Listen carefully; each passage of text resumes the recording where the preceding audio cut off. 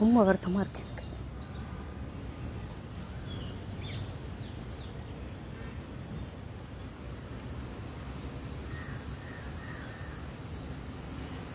வரமாட்டேங்குது.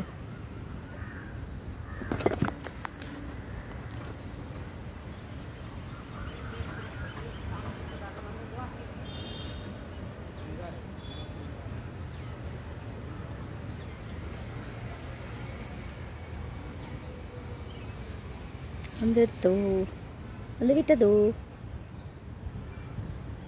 ஓஹோ, உயரமாக இருக்குல்ல.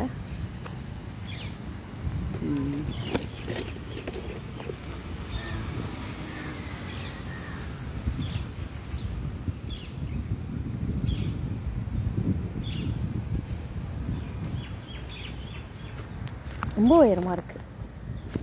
வேறு இடத்துக்கு போமா?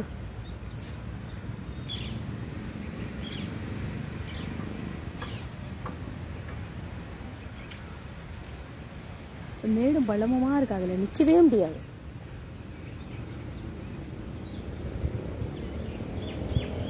அங்கே வேணா போகலாமா?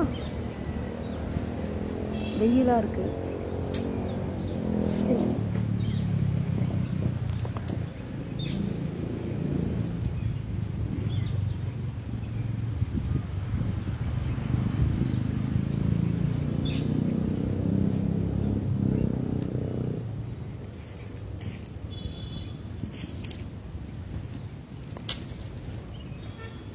இன்னைக்கு எதை பற்றி பேசுகிறோம் அப்படின்னா,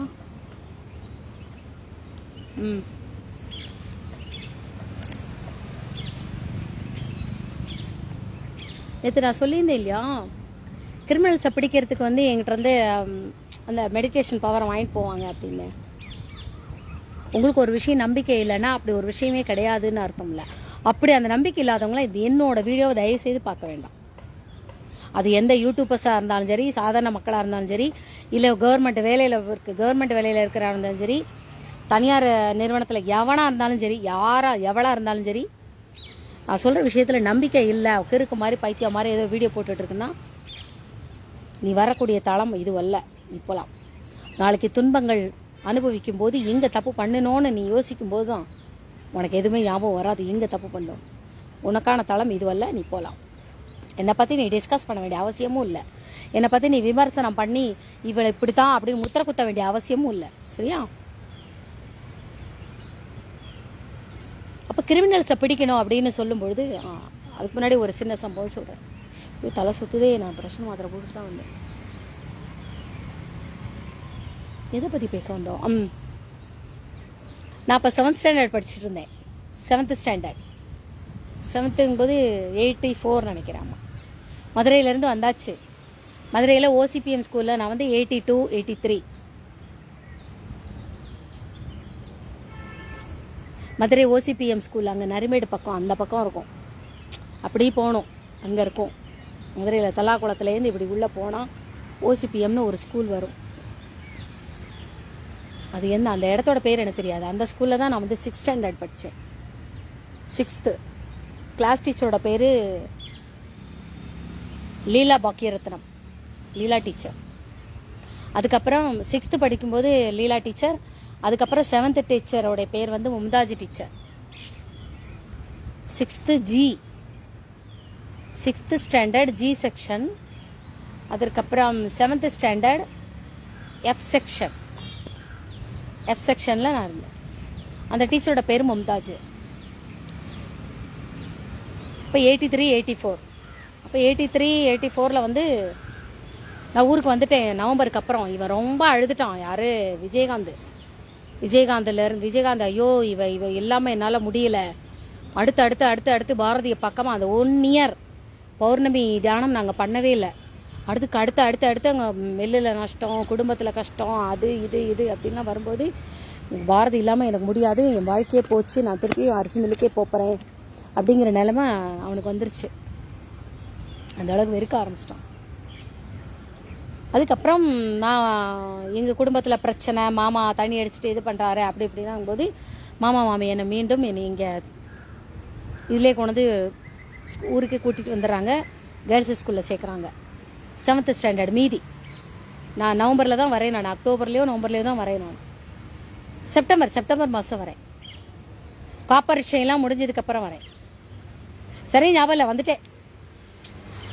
வந்ததுக்கப்புறம் அந்த நேரத்தில் நான் வந்திருக்கேன் அப்படின்னு தெரிஞ்ச உடனே என்னை வளர்க்குறாருல இந்த இதாயத்துல் இஸ்லாம் ஸ்கூல் அகமது பஷீர் தான் என்னுடைய குரு. எனக்கு ருத்ரம், சமக்கம், நமக்கம், அப்புறம் வந்து கணேஷ அதர்வசீஷம், அதுக்கப்புறம் நிறைய ஆன்மீக கதைகள், ஆன்மீக ஸ்லோகங்கள் அதெல்லாம் வந்து எனக்கு உபதேசம் பண்ணினது ஒரு இஸ்லாமியர். சீனிவாச சர்மா வந்து 4 வேதங்களினுடைய தாத்பரியத்தின் உள்ளர்த்தத்தை சீனிவாச சர்மா சொல்லி கொடுக்குறாரு. அப்புறம் சீனிவாச சர்மா வந்து ஊரோட போனதுக்கு அப்புறம் சீனிவாச சர்மா ஊர்ல இல்லை அப்படிங்கும்போது அந்த நேரங்களெல்லாம் நான் அப்பப்போ என்னை மறந்துருக்கும் போதெல்லாம் இதாயத்துல் இஸ்லாம் ஸ்கூல் அவர் தான் எனக்கு வந்து உபனிஷத் சொல்லி நான் யாருங்கிறத எனக்கு அப்பப்போ ஞாபகப்படுத்திக்கிட்டே இருப்பார். எங்கேயோ தப்பு நடக்குது.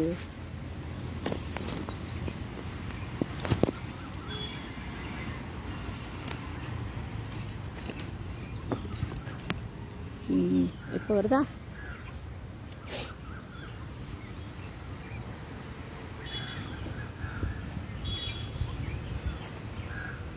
அப்பா அவர் வந்து என்னை கூப்பிட்டு விடுறாரு. அது எந்த இடம் தெரியல, என்ன அப்படின்னு சொல்லிட்டு போய் ஸ்கர்ட் அண்ட் பிளவுஸ் போட்டு இப்படி நிற்கிறேன். அங்கே அந்த ஓரத்தில் இவர் நிற்கிறாரு, என்னோட குரு நிற்கிறாரு. இங்கே எம்ஏ காஜா மைதீன் நிற்கிறாரு. இந்த பக்கம் நைனா மோதன் நிற்கிறாரு. அந்த பக்கம் படைகள் நிற்கிது, பசங்கள்லாம் நிற்பாங்க. அப்போ ஒரு சென்னையிலேருந்து வரக்கூடிய டிஐஜியை ஏதோ ஒரு போலீஸ் அதிகாரி, டிஜி கிட்ட போலீஸ் அதிகாரி தான், அவர்கிட்ட ஒரு கேஸ் வந்து வருது. ஒரு கேஸ் ஒன்று வருது. இந்த கேஸை நீ ஃபைண்ட் அவுட் பண்ணணும், இத்தனைக்குள்ள அவட டார்ச்சர் கொடுக்குறாங்க அவருடைய மேலிடத்துல இருந்து. அப்போ இந்த மாதிரி பிரச்சனை இருக்கே அப்படின்னு உடனே அவங்க இத்தனை வருஷம் சொல்லியிருக்கிறாங்க, இல்லை அந்த குழந்தை எங்கன்னே தெரியல, எங்களாலே கண்டுபிடிக்க முடியல, அவங்க வீட்டில் உள்ளவங்க எங்கேயோ அனுப்பிச்சிட்டாங்க அப்படிங்கும்போது விட்டுட்டே இருந்தாங்க. அதுக்கப்புறம் நான் ஊர்லேருந்து வந்திருக்கேன் தெரிஞ்சோடனே கூப்பிட்டு அனுப்பிச்சிடுறாங்க. இந்த வரார், இந்த போலீஸ் அதிகாரி வரார். வந்துட்டு சார் இவர்கிட்ட எப்படி பேசுறது? அப்பா அவங்க என்னை வளர்க்குறாங்க, சொன்னாங்க சார் நீங்கள் ஒரு போலீஸ் அதிகாரி மாதிரியும் ஒரு இது மாதிரியும் பேசக்கூடாது, நீங்கள் யசோதாவாக மாறணும், அவள் கிருஷ்ணனா, உடனே நான் கிருஷ்ண பரமாத்மா அவதாரமா அப்படின்னு சொல்லக்கூடாது, அப்படின்லாம் தேவையில்லாமல் பேசக்கூடாது. அவர் வந்து ஒரு தாயாகவும் நான் ஒரு குழந்தையாகவும், நீங்க ஒரு தகப்பனாகவும் மாறுங்க, அவளை குழந்தையாக நினைச்சிட்டு நீங்க ஒரு தகப்பனாக மாறி எப்படி யசோதா கிருஷ்ணர்கிட்ட அந்த மாதிரி பண்ணுவாளோ நீங்க அந்த மாதிரி மாறுங்க தான் அவங்க சொல்றாங்க. புண்டக மண்டகெல்லாம் புரிஞ்சுக்க கூடாதுன்னு. அப்போ அவரு டக்குன்னு அவர் என்ன பண்றாரு, சட்டை கட்டிடுங்க அப்படிங்கிறாரு. சட்டை பனியன் எல்லாத்தையும் கட்டிடுறாரு. பூரா தாடி மீசை அந்த பக்கம் தாடி கொஞ்சம் தான் இருக்கு, மீசை முடி நல்லா இப்படி சுட்டியா இருக்கும். அவர் இப்படி முட்டுக்கால் போட்டுட்டு இப்படி கை ரெண்டையும் இப்படி பிடிச்சிக்கிறாரு. பிடிச்சிட்டு எனக்கு இந்த மாதிரி பிரச்சனை பிடிக்க தான் செஞ்சார், ஒண்ணுமே சொல்லலை, பிடிக்க தான் செஞ்சார். கையை இப்படி பிடிக்கிறாரு. பிடிச்சிட்டு என்னோட 2 கையை எடுத்து தன்னோட கன்னத்தில் அப்படி வச்சுக்கிறாரு. சொல்லுடா எனக்கு இது மாதிரி பிரச்சனை இருக்கு, என்ன பிரச்சனை அப்படின்னு. என்ன பிரச்சனை? இந்த மாதிரி ஒரு கிரிமினலு மனைவியினுடைய அந்த யாரோ ஒருத்த வந்து தன்னோட ஒரு மனைவி ஒரு பெண்ணினுடைய சாவு, அந்த பொண்ணு எப்படி செத்து போனா, அவ எப்படி இது பண்ணா அப்படிங்கறதெல்லாம் வருது. என்னால் அதை கண்டே பிடிக்க முடியல. அந்த பெண்ணினுடைய கணவன் வந்து எனக்கு டார்ச்சர் கொடுத்துக்கிட்டே இருக்கான், நீங்க என்ன கண்டுபிடிக்கலையா அப்படின்னு சொல்லி இது பண்ணிக்கிட்டே இருக்கிறான். அது போக உங்க சொந்தக்காரங்க போலீஸ் இதெல்லாம் எனக்கு இது பண்ணிக்கிட்டே இருக்குது அப்படின்னு சொன்னோடனே நான் திருப்பி சொல்லு வார்த்தையை நீ திருப்பி சொல்லு அப்படின்னு, திரும்ப சொல்லு கதையை அப்படின்னு. அவன் வந்து எனக்கு தொடர்ந்து டார்ச்சர் கொடுத்துக்கிட்டே இருக்கிறான், என் மனைவியை கொன்னது யாருன்னு அப்படின்னு சொல்லிக்கிறான். அவங்க வீடு எங்க இருக்கு அப்படின்னு, எங்க வீட்டுல இருந்து ஒரு 4-5 வீடு தள்ளி இருக்கும், 5-6 வீடு தள்ளி இருக்கும் அப்படின்னு சொல்றான். திரும்ப நீ சொல்லு அப்படின்னு அவன் ஒரேடி என்னோட. அப்ப நான் கேட்டேன், அவனோட மனைவி இந்த மாதிரி பிரச்சனை இருக்கு அப்படின்னு இறந்து போயிட்டா அப்படின்னு சொல்லும்போது, உங்ககிட்ட வந்து இந்த பிரச்சனையை சொல்லி வரும்போது நீ உங்க வீட்டுல ஷேவிங் பண்ணிக்கிட்டு இருந்தியா அப்படின்னு கேட்டேன். அப்படி யோசிச்சாரு. நீ ஷேவிங் பண்ணிக்கிட்டு இருந்த, நீ கண்ணாடியை பார்த்துக்கிட்டே ஷேவிங் பண்ணிக்கிட்டு இருந்த, அந்த நபர் வராரு.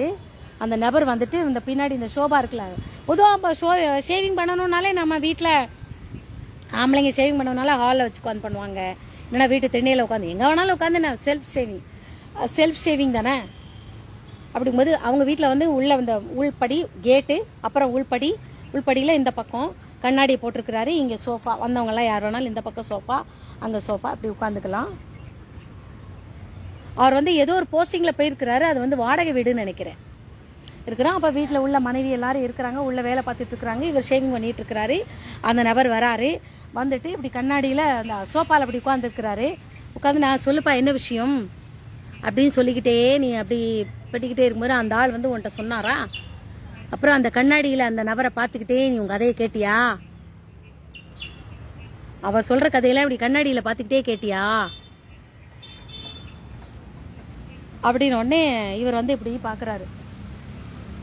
எப்படிப்பா, எப்படி எப்படி எப்படி அப்படின்னு சொல்லிட்டு இவர் கேட்குற உடனே என்னோட குரு இதாயத்துல் இஸ்லாம் ஸ்கூல் அகமது பஷீர் சார், என்னை பைரவியும் கூப்பிடாரு அவரு. நாங்க தொப்பி சார் அப்படிம்போம். அவ கேட்கறது உண்மையா இல்லையான்னு மட்டும் நீ சொல்லுங்க அப்படின்னு இவங்க சொல்றாரு. நான் என்ன சொல்றாரு, அவ கேட்ட கேள்விக்கு பதில் சொல்றாங்க. உண்மையா ஒரு நபர் வந்து தன்னோட மனைவியை கொலை பண்ணிட்டாங்க அப்படின்னு சொல்லிட்டு அவன் வந்து உங்ககிட்ட இந்த மாதிரி வந்து மனைவியோட சாவுல சந்தேகம் இருக்குன்னு வந்து சொல்லிக்கிட்டு இருக்கானா? அப்படி நீ ஷேவிங் பண்ணிட்டு இருக்கும்போது வந்து சொன்னானா? நீ கண்ணாடி பார்த்துக்கிட்டே கேட்டியா? ஆமாவா இல்லையா அப்படின்னு. எப்படி எப்படி எப்படி? ஆமா உண்மைதான் உண்மைதான் உண்மைதான் உண்மைதான். கொலை நடந்திருக்கு, இது பண்ணிருக்கும் போது அதே தெருவில் தான் இவர் எங்க குடியிருக்காரோ அதே தெருவில். ஆமா உண்மைதான். நீ அந்த கதையை கேட்கும் போது என்ன பண்ணிட்டு இருந்த? கண்ணாடியை பார்த்துக்கிட்டே இருந்தியா? ஆமா, கண்ணாடி எப்பவுமே இருப்பதை காட்டும், ஆனா இருப்பதை எல்லாத்தையுமே மாத்தி காட்டும். உள்ளதை உள்ளபடியே காட்டாமல் உள்ளதை மாற்றி காட்டுவதுதான் மாய கண்ணாடி, பொய் கண்ணாடி. அது உள்ளதை காட்டுதே நீ எடுத்துப்பியா? இல்ல உள்ளதை காட்டாமல் உள்ளதை இருப்பதை மாத்தி காட்டுதேன்னு எடுத்துப்பியா? இது கண்ணாடியின் தத்துவம் அப்படின்னு. கண்ணாடியின் தத்துவத்தை சொல்லு அப்படின்னு. கண்ணாடி ஒண்ணு, அங்கே இருப்பதை அப்படியே காட்டுவது, ரசம் பார்க்காமல் காட்டுவது, அதுவும் கண்ணாடி. இருப்பதை அப்படியே காட்டுவது கண்ணாடி, அது முகம், அந்த கண்ணுக்கு போடுற கண்ணாடி. அங்க இருப்பதை இங்கிருந்து உள்ளபடியே காட்டுவது, உள்ளதை உள்ளபடியே காட்டுவது சாதாரண கண்ணாடி. உள்ளதை காட்டும் ஆனால் எல்லாத்தையும் மாத்தி காட்டும், அது மாய கண்ணாடி. அதுவும் இருப்பதை காட்டும், இதுவும் இருப்பதை காட்டும். இந்த கண்ணாடி வழியாக அங்க நடப்பேன். நம்ம பஸ்ல எல்லாம் வந்துட்டு இருக்கோம், சில இதுல வந்து ஆபீஸ்ல எல்லாம் கண்ணாடி பட்டிருப்பாங்க. அங்க இருப்பதை இங்க இருந்தே கண்ணாடி வழியாக பார்க்கலாம். உள்ளே ஒரு திரைன்னு ஒன்று, மாயத்திரைன்னு ஒன்று போட்டு பார்க்கிறோம். அது ஒரு மாயத்திரை தான். அந்த திரையின் வழியாக உள்ளதை நடப்பது, உள்ளதை உள்ளபடியே பார்ப்போம் ஆனால் உண்மையை பார்ப்போம். உள்ளதை இருப்பதையே பார்ப்போம் ஆனால் எல்லாத்தையும் மாற்றி பார்ப்போம். அந்த கண்ணாடிக்கு பின்னாடி ஒரு ரசம்னு ஒன்று பின்னாடி ஒன்று வச்சாச்சுன்னா எல்லாத்தையும் மாற்றி காட்டும். இதுதான் கண்ணாடியின் தத்துவம். நீ எந்த கண்ணாடி வழியா பார்த்த? எங்க அவன் கண்ணாடி அப்படின்னு இந்த இருக்கு பாரு, இதுதான் கண்ணாடி. இந்த கண்ணாடி வழியா நீ உலகத்தை பாரு. இருப்பதை அப்படியே காட்டும். அவன் வலது கை தூக்குனா வலது கை தான் காட்டும், இடது கை தூக்குனா இடது கை தான் காட்டும். உள்ளதை உள்ளபடியே காட்டும். நீ அதுவும் கண்ணாடி போட்டு பார்த்தாலும் உள்ளதை உள்ளபடியே காட்டும், அதுவும் கண்ணாடி தான். ஆனா நீ கண்ணாடி வழியாக, முகம் பார்க்கும் கண்ணாடி வழியாக நீ பார்க்கும்போது அது பொய்யானதை உனக்கு காட்டும். அப்படி அந்த கதையை கேட்கும்போது நீ எல்லாத்தையும் இது பண்ணதியா, கேட்டியா? ஆமா, உங்ககிட்ட கதையை சொன்னானே கொலகாரன் அவன் தான். ஷோஷோ அப்படின்னா அவன் அதான் அப்படின்னு சொன்னாரு அந்த ஆளு. என்ன சொல்றமா அப்படின்னாரு. ஆமாம், எல்லா தப்பையும் அவன் செஞ்சுட்டு நல்லவன் மாதிரி நடிச்சுட்டு உன்கிட்ட வந்து உட்கார்ந்துக்கிட்டு கதை விட்டுட்டு இருக்கான். கதை அப்படியே நீ இதை மாத்தி யோசி அப்படின்னு. அந்த சம்பவத்தை நீ மறுபடியும் நினை. அவன் என்னெல்லாம் சொன்னான் உங்ககிட்ட, அப்படி நடந்துச்சு இப்படி நடந்துச்சு, என் பொண்டாட்டியா அப்படி இப்படி இப்படி எல்லாம் சொன்னானா? என் பொண்டாட்டிக்கு படிச்ச திமிரு, அந்த திமிரு, இது இது எல்லாம் சொன்னானா? இவன் படிக்காதவன், அவ படிச்சவ, எல்லாத்தையும் படிச்ச திமிரை காட்டுவா, அப்படி பாட்டுவா எல்லாம் சொன்னானா உங்ககிட்ட? ஆமா, அத அப்படியே நீ மாத்தி போடு அப்படின்னு. ஆமா, இவன் தான் அவளை கல்யாணம் பண்ணி கூட்டிட்டு வந்து பணத்திமுறா படிச்ச திமுறா இவனோட தப்பெல்லாம் கேட்கும் போது, அப்படி எப்படி கேட்கும் போது எல்லாம். அப்புறம் நான் அவரை பார்த்து சொல்றேன், இங்க நடக்கிற இதே சம்பவம் தான் பிற்காலத்தில் என் திருமணத்தில் கணவன் அப்படி அமைவான் அப்படின்னு. அப்படியே தலையை சுத்திருச்சு. நாங்க உனக்கு அப்படி வர விட மாட்டோமே, நாங்க உனக்கு எங்க ஆளுகளை தான் மாப்பிள்ள பார்த்திருக்கோம் அப்படின்னு அகமது அந்த பஷீர் சார் சொல்றாரு. நைனா முகமது சொல்லாரு, உடனே நாங்க இங்க முஸ்லீம் பையனை தானே கட்டி வைக்க போறோம் அப்படிங்கிறாரு. இங்கே என்ன வளர்த்தவர், உனக்கு தான் நாங்க மாப்பிள்ள பார்த்து வச்சிருக்கோமே, எங்க ஆளுல தானே கட்டுவோம் அப்படின்னு நீ நினைச்சிட்டு இருக்க, அதுதான் நடக்காது அப்படின்னு. இப்ப அதை அப்படியே நீ மாத்தி யோசி அப்படின்னு. அப்ப அவன் தான் எல்லாத்தையும் பண்ணிட்டு இங்க வந்து நடிச்சானா? ஆமா. கையில வெண்ணைய வச்சுக்கிட்டு நெய் கலைஞ்சுக்கிட்டு இருக்கியே நீ, பூனைய மடியில வச்சுக்கிட்டு சகுனம் பார்த்திருக்க நீ இத்தனை வருஷமா. அப்புறம் இப்ப நீ இங்க இருந்து போறதுக்கு எவ்வளவு நேரம் ஆகும்? உன் வீட்டுக்கு அந்த இடத்துக்கு போறதுக்கு உனக்கு எவ்வளவு நேரம் ஆகும் அப்படின்னு. நான் போறதுக்கு 1.5 நாள் ஆகும், 2.5 நாள் ஆகும். ஏன்னா நான் இருக்கிற ஊர் கடைநல்லூர், இவர் இருக்கிற நபர் சென்னையிலயோ எங்கேயோ. நீ அந்த ஒரு நபர் மட்டும்தான் நினைச்சிட்டு இருக்கியா? அவனுக்கு பின்னாடி அனுமார் வால் மாதிரி செயினா பெரிய கும்பலே இருக்கு. இவங்களுக்கு இதுதான் வேலையே. நீ என்ன பண்ண, ஒரு பேப்பர் கூட அப்படின்னு, நாங்க இருக்கிறது சிமெண்ட் தரேன், ஒரு பேப்பர் கூட இல்லைன்னா ஒரு சாக் பீஸ் எடுத்துட்டு வா அப்படின்னு. சாக் பீஸ் எடுத்துட்டு வந்தாரு. சாக் பீஸ் எங்கேருந்தோ எடுத்துட்டு வந்தாரு. எடுத்துட்டு வந்துட்டு அப்படியே படம் வரைகிறேன். படம் வரைஞ்சிட்டு இந்த பார், இந்த நபரு வண்டியில போறாரு, இன்னும் நாளை கழிச்சு இன்னைக்கு நைட்டு கிளம்புறாரு, ட்ரெயினில் ஏறிட்டு அங்கேருந்து அங்கே போயிட்டு அங்கேருந்து அங்கே போகிறாரு. இவன் தப்பிக்கிறதுக்கு இன்னைக்கு பிளான் பண்ணியிருக்கான். இந்த வீடையே காலி பண்ணிட்டு இது பண்ணிட்டு இங்கே போகிறதுக்கு இவன் பிளான் பண்ணிட்டு இருக்கான். நீ என்ன பண்ணு, இங்கேருந்தே ஃபோனை போட்டு அவனை வளைக்க சொல்லு அப்படின்னு சொல்லிட்டு, இங்கேருந்து பிடிக்கணுமா, நீ பிடி, சீக்கிரம் பிடி, ஆளை விட்டு நீ இங்கேருந்து போகிறதுக்குள்ளே அவனை பிடிக்கணும் அப்படின்னு. டக் டக் டக்குன்னு யாருக்கோ ஃபோன் பண்ணாரு, அவன் டார்கெட் பண்ண சொன்னாரு. அவன் கிளம்பிட்டானே அப்படின்னா, போ ட்ரெயினை பிடி, இந்த ட்ரெயினை பிடிச்சி இங்கேருந்து போகிறதுக்காக அவன் போய்கிட்டு இருக்கான் அப்படின்னு. அதுக்கு அடுத்த ஸ்டேஷன் 3வது ஸ்டேஷனில், அங்கேருந்து ரயில்வே ஸ்டேஷனில் நீ ஃபோன் பண்ணு அப்படின்னு. 4வது 5வது ஸ்டேஷனுக்கு போகிறதுக்குள்ள அதுக்குள்ளேயும் இவன் என்ன பண்ணிட்டாங்க, இருக்கிற எல்லா ஸ்டேஷனுக்கும் இவன் ஃபோட்டோவை அனுப்பி ஃபோன் பண்ண உடனே எந்த ஸ்டேஷனில் இது பண்ணோம் அங்கேயே ரயில்வே போலீஸ் டக் டக் டக்குன்னு பிடிச்சி அரெஸ்ட் பண்ணி உள்ளே கொண்டு போய் வச்சு அப்படி தான் அந்த கொலையாளியை கண்டுபிடிச்சிருக்கோம். இது கண்ணாடியின் தத்துவம். ஒரு கண்ணாடியின் மூலமாக ஒரு விஷயத்தை சொல்லி கண்ணாடி இதை இவர் இந்த போலீஸ் என்ன பண்ணியிருக்கிறாரு, இப்போ கிரிமினல் எல்லாம் பிடிச்சாச்சு, இப்படி பண்ணியாச்சு, அப்புறம் எல்லாம் சொல்லி முடிச்ச உடனே அப்ப இவர் கேட்கிறாரு, இந்த போலீஸ் கேட்கிறாரு, ஏற்பாடு பண்ணியாச்சு, அப்புறம் நடந்தது எப்படிப்பா, எப்படி எப்படி இந்த குழந்தை, ஒரு சின்ன குழந்தை இப்படி சொல்லுது அப்படிங்கிறாரு. சரி, அப்போ இவர் என்னை அவர் அந்த இவரை பார்த்து கேட்கிறாரு, அந்த அகமது பஷீர் சார் இங்கே தானே நிற்கிறாரு, அவருக்கு வலது பக்கம் அகமது பஷீர் சார், அவருக்கு இடது பக்கம் நைனா முகமது, இந்த பக்கம் முன்னாடி என்னை வளர்க்குறவர் நிற்கிறாங்க, எல்லாரும் நிற்கிறாங்க. எப்படி எப்படி எப்படி இந்த குழந்தை இப்படி சொல்றா, என்னால் நம்ப முடியல, அவ சொன்னது உண்மையாலே, ஆமா உண்மைதான், நீ முதல்ல அதை இது பண்றதுக்கு ஏற்பாடு பண்ணேன் அப்படிங்கிறாங்க. நான் பண்றேன் சார், இவ சின்ன குழந்தை தானே சார், ஆமா, நான் அவளை ஒரே ஒரு தடவை அணைச்சு நான் முத்தம் கொடுக்கட்டுமா அப்படின்னு சொல்லிட்டு அந்த போலீஸ் அதிகாரி கேட்கிறாரு. அந்த அதிகாரிக்கு மேல அதிகாரிகள் தான் ஃபோர்ஸ் கொடுக்குறாங்க. என்னப்பா அந்த கேஸ் என்னாச்சு என்ன கண்டுபிடிக்கலையா அப்படின்னு.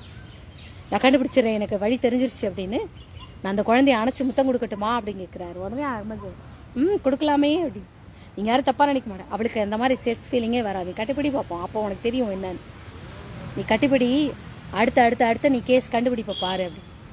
இவர் என்ன பண்ணாரு, என்னை இப்படி அணைச்சிக்கிட்டாரு, இறுக்கி அணைச்சிக்கிட்டாருன்னா 7th ஸ்டாண்டர்ட் படிக்கிற, இறுக்கி அணைச்சிட்டு கன்னத்துல 2 கணத்துல முத்தம் கொடுக்குறாரு.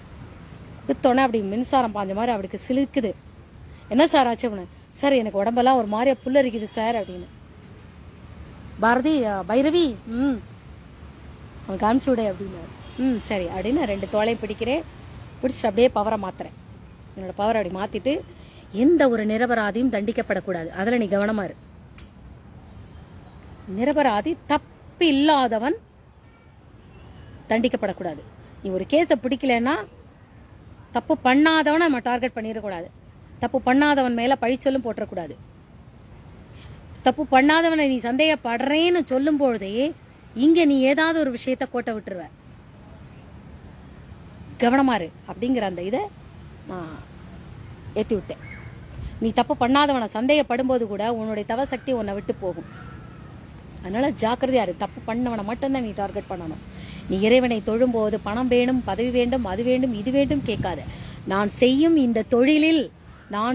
இந்த போலீஸ் தொழிலில் தவறு ஏதும் என்னை அறியாமலோ, பிறத்தியாரோட தூண்டுதல் பேரிலையோ, சூழலின் பேரிலையோ, வேற எந்த ஒரு காரணத்தினாலோ நிரபராதியை நான் தண்டிக்க கூடாது, நிரபராதியை சந்தேகிக்கவும் கூடாதுங்கிறதுல அதுல நீ எச்சரிக்கையாரு.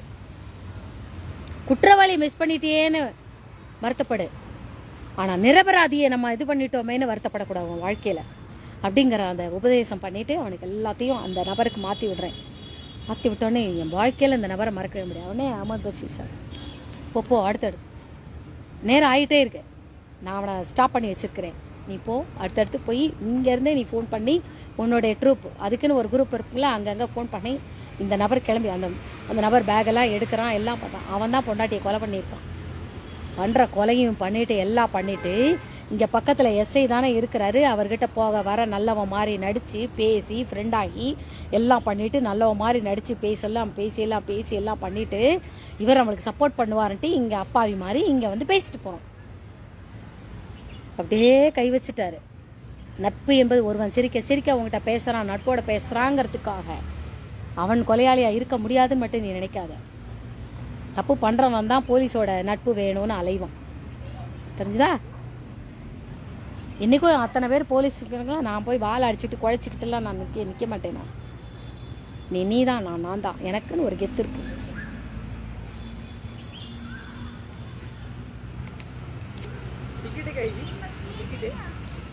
नहीं टिकट नहीं फ्री।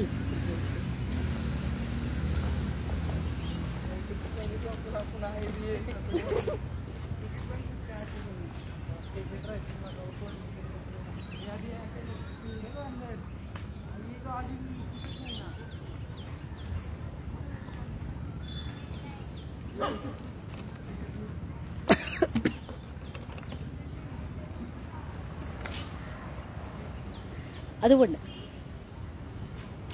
அதுக்கப்புறம் அவர் கிளம்பி போய் பிடிச்சிட்டாரு. நான் சொன்ன மாதிரியே 5-6 ஸ்டேஷன் வரைக்கும் அலர்ட் பண்ணி 3ஆவது ஸ்டேஷன்லேயே பிடிச்சிட்டாரு. அவர் தப்பிச்சு போர்டர் இருந்தவனா பிடிச்சிட்டாரு. அந்த கிரிமினலை பிடிச்சி உள்ள வச்சார். இது நான் 7th படிக்கும்போது நடந்தது. சென்னையில் வேலை பார்த்தாரு. டிசிபியா டிஎஸ்பி என்னமோ ஒன்று. அவருக்கு ஹை அஃபிஷியல்லேருந்து ஃபோர்ஸ் வர வர வர வர அது ஒன்று கண்டுபிடிச்சிருக்கு. அப்புறம் ஸ்ரீலங்காவில் இது வந்து எப்போ நடந்ததுன்னா 90 கல்யாணியை வந்து நான் போலீஸில் நுழைச்சதுக்கு அப்புறம் கல்யாணியை நல்லா அடிச்சு துவைச்சு மிரட்டி உருட்டி உதன்னு உதச்சு பட போலீஸ்க்கு பட அப்படின்னு விரட்டி அடிச்சு அவன் திருப்பி நான் போகமாட்டேன் ஓடி வந்தவளை திருப்பி உதச்சி விரட்டி அடிச்சிட்டேன். அப்புறம் போலீஸ் ஆகி வந்துட்டான். இந்த சம்பவம் அந்த வருஷம் நடந்தது. ஆமா, அந்த வருஷம் தான் நடந்தது. சரியா ஞாபகம் இல்லை. நான் வருஷத்தை பூரா மாத்தி சொல்லிட்டு இருப்பேன். நான் வருஷத்தை மாத்தி சொல்றேன் அப்படிங்கறதுக்காக நான் சொல்ற சம்பவங்கள் பொய்ன்னு ஆயிடாது. 39 ஸ்ரீலங்கால இருந்து ஒரு கிரிமினல் வந்து தப்பிச்சிட்டான். இன்டர்நேஷனல் கிரிமினல் ஸ்ரீலங்கால இருந்திருக்கான். அங்க இங்க இங்க இங்க இங்க என்னோட வீடியோக்களை கிரிமினலும் பார்த்துக்கிட்டு இருக்கான். நம்பிக்கை இல்லாம பாக்குறான். என்ன இது ஒரு கிறுக்க மெண்டல்னு பார்த்துக்கிட்டு இருக்கிறான். சரியா, நீ பார்த்துக்கிட்டே இரு. நான் சின்ன வயசுல பண்ணது நான் சொல்லியிருக்கேன். இல்லை உனக்கு என்ன பிரச்சனை? சரி, ஸ்ரீலங்காலேருந்து தப்பிச்ச உடனே ஸ்ரீலங்காலேருந்து சென்னைக்கு ஃபோன் வருது. சென்னை தமிழ்நாடுக்கு தான் தப்பிச்சு வந்திருக்கிறதாக இவங்களுக்கு வந்து உளவாளிகள் வந்து துப்பு கொடுக்குறாங்க. எப்படி ஸ்ரீலங்கால இருந்து ஜெயில இருந்து ஒரு கிரிமினல் வந்து தப்பிக்கிறான். அவன் தப்பிச்ச உடனே அவன் தமிழ்நாட்டு பக்கம் தான் போயிருக்கிறதாக உளவாளிகள் துப்பு கொடுக்குறாங்க. துப்பு கொடுத்த உடனே சென்னை தமிழ்நாட்டுக்கு வந்து தலைமை காவல் நிலையத்துக்கு அந்த இது வருது. வந்த உடனே இப்ப இவனை எப்படி கண்டுபிடிக்கிறது அப்படின்னு சொல்லும் போது அரசியல்வாதி அவங்களுக்குலாம் போன் போகுது.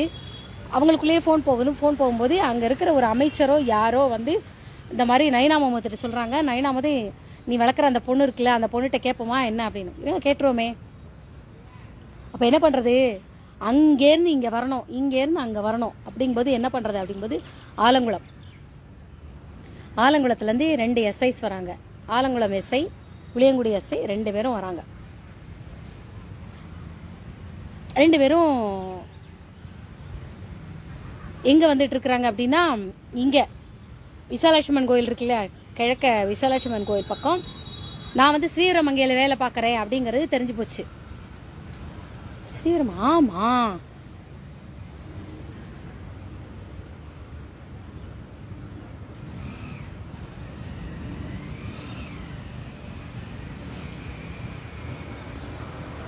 2 சம்பவம் இந்த மாதிரி நடந்தது.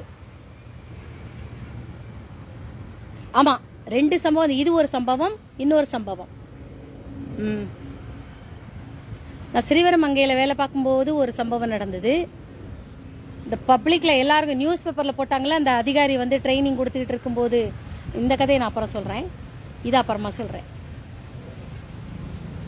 அப்போ இவங்க வர்றாங்க, இப்படி குழம்பிக்கிட்டே இருப்பேன் நான் குழம்புறதுனால நான் சொல்ற விஷயம் பொய்ன்னு ஆயிடாதுன்னு. அந்த மாதிரி திங்கிங் இல்லவங்க தயவுசெய்து என் வீடியோ பார்க்காதீங்க. அவன் வரான், அந்த அந்த அந்த 2 இன்ஸ்பெக்டர்ஸ் இருக்கிறாங்க. நான் ஸ்ரீவரம் மங்கையிலேருந்து நான் ஸ்கூல் விட்டு வந்துட்டு இருக்கிறேன். வந்துட்டு சீக்கிரம் ஒரு 3 மணிக்கெலாம் வந்தாச்சு. இவங்க எனக்காக காத்துக்கிட்டு இருக்கிறாங்க. இந்த பொண்ணு வருவாங்கன்னொடனே என்னை கூப்பிடுறாங்க, சந்தனாம் அப்படின்னு.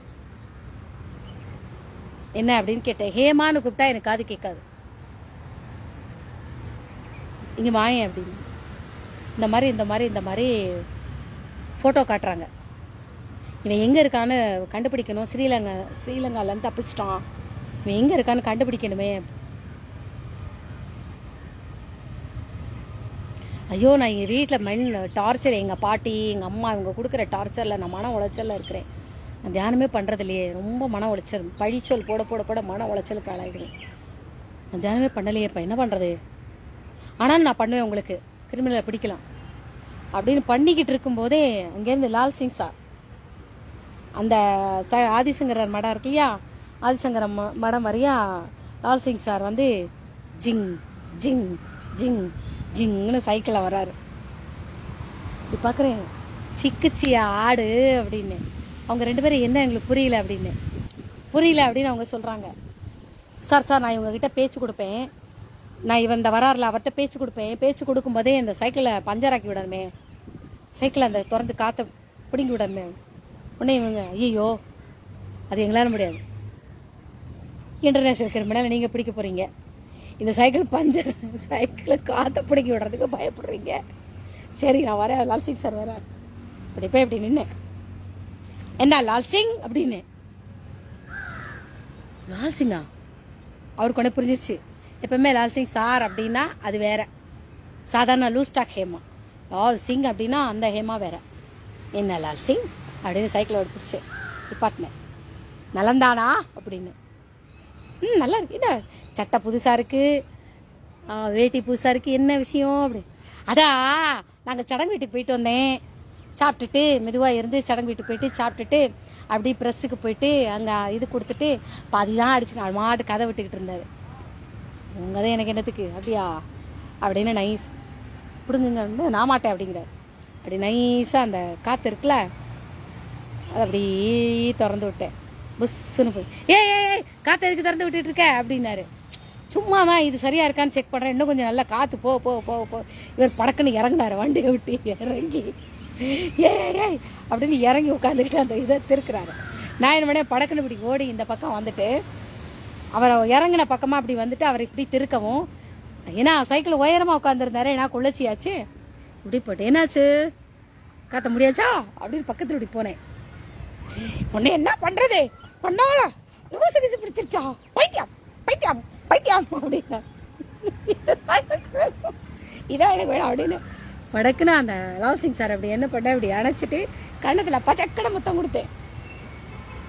இதுக்கு தான் நான் காத்த பிடிங்கினா நீ கீழே உட்காருவேல்ல, அதுக்கு தான் அப்படின்னு நான் வடக்குன்னு கண்ணத்துல 2 இந்த கண்ணத்துல அந்த கண்ணத்துல முத்தம் கொடுத்தேன்.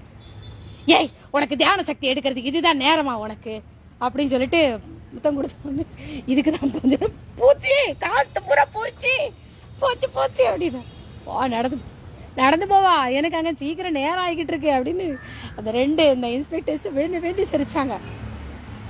ஓ என்ன நான் உனக்கு முத்தம் கொடுத்ததுக்கோ, மாமா நீ எல்லாம் ஒரு ஆளு, நீ முத்தம் கொடுத்துட்டா உடனே எனக்கு கருப்பு போயிருச்சு, எனக்கு இங்கே நேரம் ஆகிக்கிட்டு இருக்கு, நான் வண்டியை தள்ளிக்கிட்டே போனோம், அங்கே வரைக்கும் போனோம், உனக்கு ஒரு வேலை இல்லையா அப்படின்ட்டு உடனே நினைச்சு நாங்கள் கவலைப்பட்டுக்கிட்டே இருக்கோம். உன்னை கல்யாணம் பண்ணி கொடுக்கணுமே, உன்னை பற்றி உங்கள் அம்மா அப்பாலாம் உனக்கு கல்யாணம் பண்ணணும்னு கவலையே பட மாட்டாங்க, நாங்கள் தான் கவலைப்படணும். இப்படிலாம் பண்ணி இன்னும் நீ தியானம் அது இதுன்னு பண்ணிக்கிட்டு உட்காந்துட்டு இருக்கிற, கல்யாணம் பண்ணி கொடுக்கணும், எங்களுக்கு அந்த கவலை வந்துருச்சு, அதெல்லாம் அப்புறம் பார்த்துக்கலாம். இந்த 2 இன்ஸ்பெக்டர்ஸும் பார்த்து சிரிக்கிறாங்க. சரி என்ன இவங்களை முத்தம் கொடுக்குறாங்க உங்களுக்கு புரியலையே அப்படின்னு. சார் இவளோட சக்தியை எங்கள் எல்லாருக்கிட்டே விட்டு வச்சிருப்பா, எங்ககிட்ட இருந்து எடுப்பா, யாரையாவது பிடிக்கணும்னா. என்ன சொல்கிறீங்க? ஆமாம் அதுக்கு தான் எங்களை முத்தம் கொடுத்துட்டு இருக்கா. சரி நீங்கள் யார் அப்படின்னோடனே, நான் இப்போ போயிட்டுருக்கேன், நீங்கள் எங்கள் வீட்டுக்கு அப்புறமா வாங்க, நான் அப்புறமா இவளை பற்றி சொல்கிறேன் அப்படின்னு சொல்லிட்டு இன்ஸ்பெக்டர்ஸ்ட்ட எஸ்ஐட்ட இவர் வந்து சொல்கிறாரு. சொல்லி வண்டி தள்ளிக்கிட்டே போகிறாரு. சரி இப்போ அடுத்து யாரை பிடிக்கணும் அப்படின்னு சொல்லிட்டு இவர் அப்படியே தள்ளிக்கிட்டே கொஞ்சமாக காத்திருச்சா அப்படியே ஏறிட்டு கொஞ்சம் கொஞ்சமாக போயிட்டார் அவர். நான் இங்கேருந்து தட தட தட தட தட தட தட தடன்னு ஓடுனேன். நேராக மகாலிங்கம் வீட்டுக்கு ஓடுனேன். மகாலிங்கம் மகாலிங்கம் அப்படின்னு கத்துனேன்னா அந்த அம்மா உள்ளேருந்து வந்துச்சு வெளியில். மகாலிங்கம்மா, மகாலிங்கம் மாமாவா அப்படின்னு கேட்டுச்சு. மகாலிங்கம் அப்படின்னு அந்த அம்மா அந்த உள் ரூம் இருக்குல்ல, கண்ண வீடு, உள்ளே போயிட்டு அங்கே வெளியில் அம்மா அவர்கிட்ட எல்லாரும் உட்காந்து பேசிகிட்டு இருப்பாங்க. எல்லாரும் வெளியில் வாங்க, வெளியில் வாங்க, எல்லாரும் வெளியில் வாங்க, வெளியில் வாங்க, வெளியில் வாங்க அப்படின்னு அந்த அம்மா கூப்பிட்டுச்சு. கண்ணன்லேருந்து எல்லாரும் வெளியில் வந்துட்டாங்க. இப்போம்மா உள்ளே இருக்காரு. உள்ளே போனேன். என்ன மகாலிங்கம் சாப்பிட்டாச்சா அப்படின்னு. அவர் ரொம்ப இன்னசென்ட்டு. என்னம்மா திடீர்னு சாப்பிட்டாச்சான்னு கேட்குற. அது ஒன்றும் இல்லை, நீ ரொம்ப மெலிஞ்சு போயிருக்கியே அதான் கேட்டேன் அப்படின்னு கணக்கு அப்படி தடவை. நிலை நிலை நிலை தள்ளிடு தள்ளிடு. ஏன் உன் கையெல்லாம் ஏன் மெலிஞ்சு போயிருக்கு? கோமதி உனக்கு சாப்பாடே சரியாக போட மாட்டேங்காலோ, சமையல் நல்லா இல்லையா அப்படின்னு. ஏய் நீ இப்போ எதுக்கு வந்திருக்கா சொல்லு. காது அப்படி பிடிச்சேன். காது ஏன் இப்படி ஒரு மாதிரி காது போய் கிடக்கு ஏன் அப்படின்னு. நீ இப்போ எதுக்கு வந்திருக்க அதை சொல்லு அப்படிங்கிறாரு. அப்புறம் நெத்தியில் இப்படி கை வச்சேன். அப்புறம் காலெல்லாம் ஏன் உனக்கு இப்படி இருக்கு அப்படின்னு கால் 2 பாதத்தையும் இப்படி அமுக்குனேன். சரி நான் வரேன் அப்படின்னு போயிட்டு, ஏய் இங்கே வா இங்கே வா இங்கே வா. இப்போ நீ எதுக்கு வந்த? சக்தி எடுக்க வந்தியா நீ? ஆமாம், ஒரு கிரிமினலை பிடிக்கணும் அதுக்கு தான் வந்து விறுவிறுன்னு போனேன். தெரியும் நீ தடவும் போதே எனக்கு தெரியும். ரொம்ப அக்கறையா சாப்பிட்டாச்சா மெலிஞ்சிட்டு ஏன் கேட்கும் போதே எனக்கு தெரியும். ரொம்ப சந்தோஷமாக இருக்குமா எங்கிட்ட இருந்துலாம் நீ சக்தி எடுக்கிற அப்படிங்கும்போது. அவர்கிட்ட இருந்து எடுத்தாச்சு. அடுத்து இந்த பக்கம் இப்படி கூடி வந்துட்டு வேலாயுத கோணார்கிட்ட போகிற பக்கத்தில் வேலாயுத கோணார்ட்ட லாசிங் சார் சொல்லிவிட்டேன் அது வந்துக்கிட்டு இருக்கே அப்படின்னு. உமா வந்து இந்த மாதிரி பண்ணிக்கிட்டு இருக்கா அப்படின்னோடனே வேலாயுத கோணார் இங்கே அதெல்லாம் டீச்சர் நித்யா, டாக்டர் நித்யா வீட்டு வாசலில் ஏற்ற மாதிரி சோகத்துக்கிட்ட வேலாயுத கோணார் நிற்கிறாரு. இங்கே இவர் பின்னாடி எஸ்ஐஸ் வந்துக்கிட்டு இருக்கிறாங்க. பெருமாள் கோயிலில் நிற்கிறாங்க. இந்த பக்கம் நான் போகிற பின்னாடியே வராங்க, சைக்கிளை ஃபாலோ பண்ணிட்டு. அப்புறம் என் பின்னாடியே வராங்க. இங்கே போயிட்டு இப்படி போகிறேன். என்ன வேலாயுதம் கையில் புதுசா ஒன்று வேலாயுதம் அப்படி கை கட்டிக்கிட்டாரு. கையிலாம் புதுசுலாம் பழசும், கையிலாம் பழசுதான். அங்கே மல்லிகா சித்தி உட்காந்துருக்கு. முதல்ல நான் வர்றேன் தெரிஞ்சவனே என்ன பண்ணாரு பார்க்கறதுக்கு எல்லாம் வந்து உட்காந்துருக்குது. கையில் புதுசா அப்படின்னு. புதுசுலாம் இல்லையே, அதே வெட்டி தான் எதனோ கட்டுறது. எனக்கு என்னமோ புதுசா இருக்கே, சட்டை புதுசா, நான் தொட்டு பார்க்கட்டுமா அப்படின்னு. ஒன்று தொட்டு பாடம் கேட்டா இங்கே பக்கத்தில் வராதீங்க, நீங்கள் என்ன போலாம் போலாம் போலாம் போலாம். நீ சடங்காயிட்ட தொடாத, போ போ போ போ பக்கத்தில் வராத. அந்த பாரு பின்னாடி ஒரு ஓணான் போகுது பாரு, உன்னை கடிக்க போகுது பாரு. ஓணான் தானே, கடிச்சா கடிச்சிட்டு போகுது. போ மல்லிகா போச்சு போச்சு பாரு. அந்த மல்லிகா சித்தி எனக்கு ஒன்றும் தெரியல, உனக்கு மட்டும் தெரிஞ்சிச்சா? இந்த பாரு ஓடுது பாருன்னு. இவர் என்ன விட மாட்டேங்கிறாரு அப்படின்னு கொஞ்சம் அப்படி கிராஸ் பண்ணிட்டு இப்படி சுற்றி வந்து பாரு மறுபடியும் ஓணான் போகுது பாரு, உன்னை கடிக்க போகுது பாரு. திருப்பி எதிர்பாராத நேரம் பட்டக்குன்னு வேலாயுத கோணார் பக்கத்தில் போய் கன்னத்தில் பட்டாறு அழுத்தி முத்தம் கொடுத்தேன். முத்தம் கொடுத்துட்டேன், பழிச்ச முத்தம் கொடுத்துட்டு அந்த 2 தோலை இப்படி இறுக்கி பிடிச்சிட்டேன்.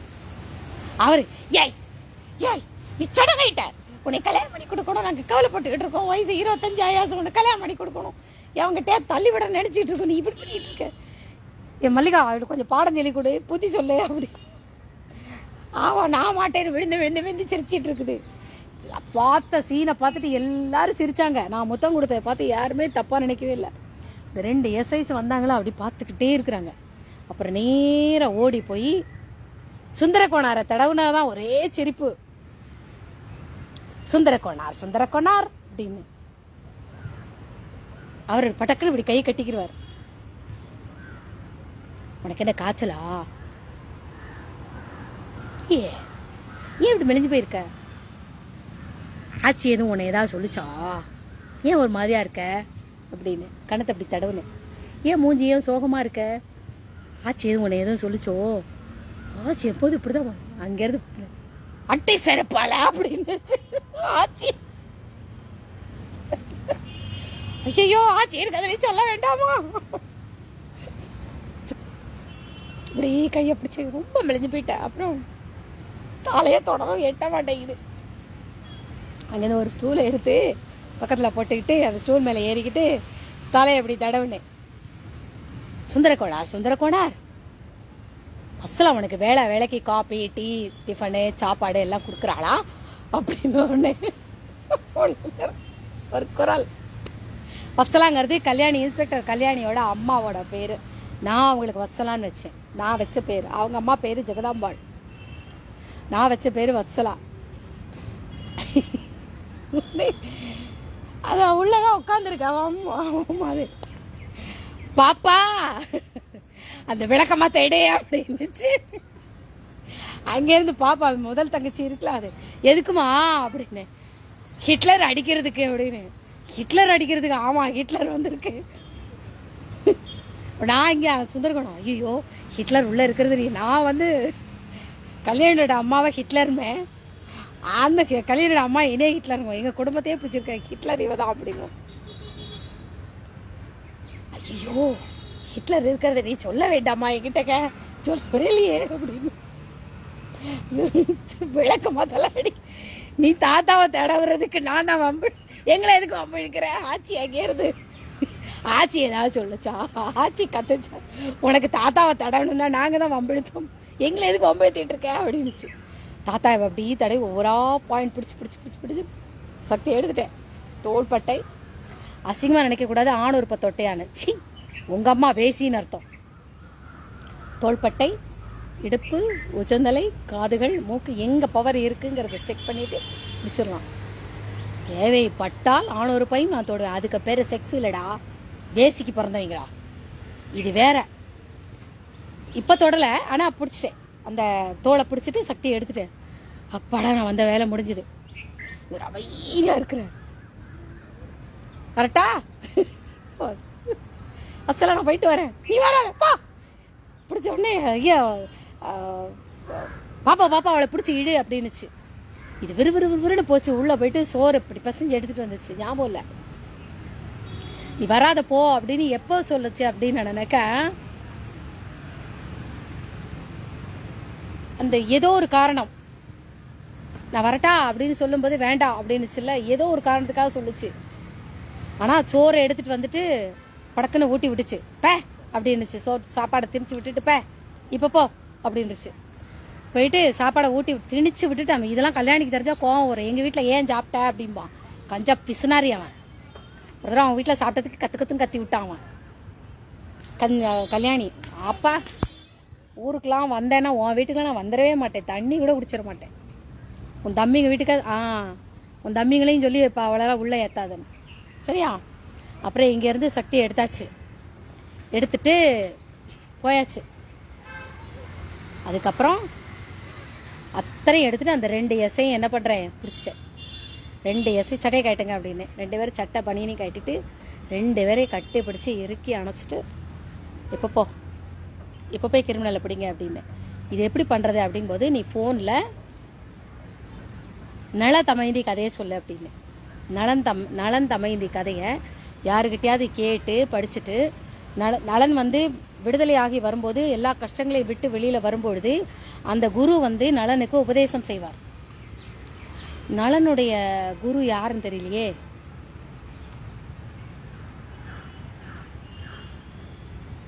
சரி, ஏதோ ஒரு ரிஷி. அந்த ரிஷி வந்து நலனுக்கு வந்து உபதேசம் செய்வார். உனக்கு இதனாலதான் இந்த கஷ்டங்கள் வந்தது அப்படின்னு நலனுக்கும் தமயந்திக்கும் உபதேசம் செய்வார். அந்த உபதேசத்தை நீங்க 2 பேரும் புக்கை படிச்சுட்டு உங்க ஆபீசர் இருக்கார்ல அவருக்கு சொல்லுங்க. இல்லைன்னா நீங்க நேர்ல பார்த்துட்டு அவருக்கு சக்தி மாத்துங்க. ஏதோ ஒன்று பண்ணீங்கன்னா அந்த கிரிமினலை பிடிச்சிடலாம். பிடிச்சிட்டாங்க. அது ஒண்ணு. அதுக்கப்புறம் இன்னொன்னு இது நான் அப்புறம் சொல்றேன். மணி ஆயிட்டே இருக்கு, எனக்கு அங்க கிளாஸ் வேற போகணும். மணி 6.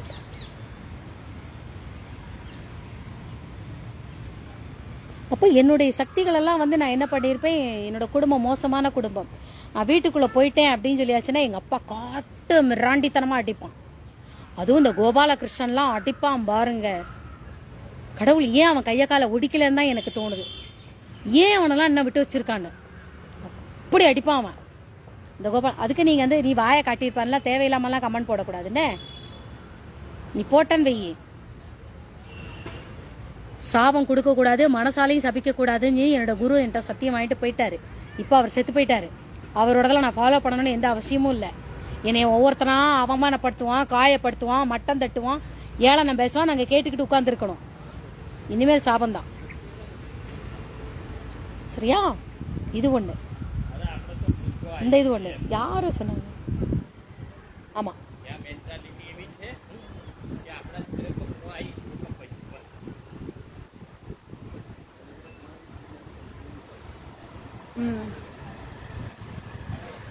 இது ஒண்ணு. அப்புறம் அந்த கிரிமினல் பிடிச்சிட்டாங்க. இப்போ வந்து 92ல இவன் ட்ரைனிங் போயிருந்தால, போலீஸ் ட்ரைனிங். கல்யாணி போலீஸ் ட்ரெயினில் இருக்கும்போது ஸ்ரீலங்கால இருந்து ஒரு கிரிமினல் தப்பிச்சுக்கிறான். அவனை பிடிக்கிறதுக்கு தான் நான் இந்த இதெல்லாம் பண்ணேன். அந்த ஸ்ரீலங்கா கிரிமினலை பிடிக்கிறதுக்கு தான் அங்கே போட்ட பெரிய ட்ராமா. ஃபர்ஸ்ட் கிளாஸாக இருக்கும், அருமையாக இருக்கும். அந்த இது எப்படி பிடிச்சோம் அப்படின்னா, அதுக்கு முன்னாடி ஒரு சம்பவம் நடந்தது சொல்கிறேன். இந்த எஸ்ஐ லட்சுமண பாண்டியன் நான் சொல்லியிருந்தேன் தெரியுமா? சம்பவங்களுக்கு உடம்பிக்கிட்டே இருக்கு எனக்கு.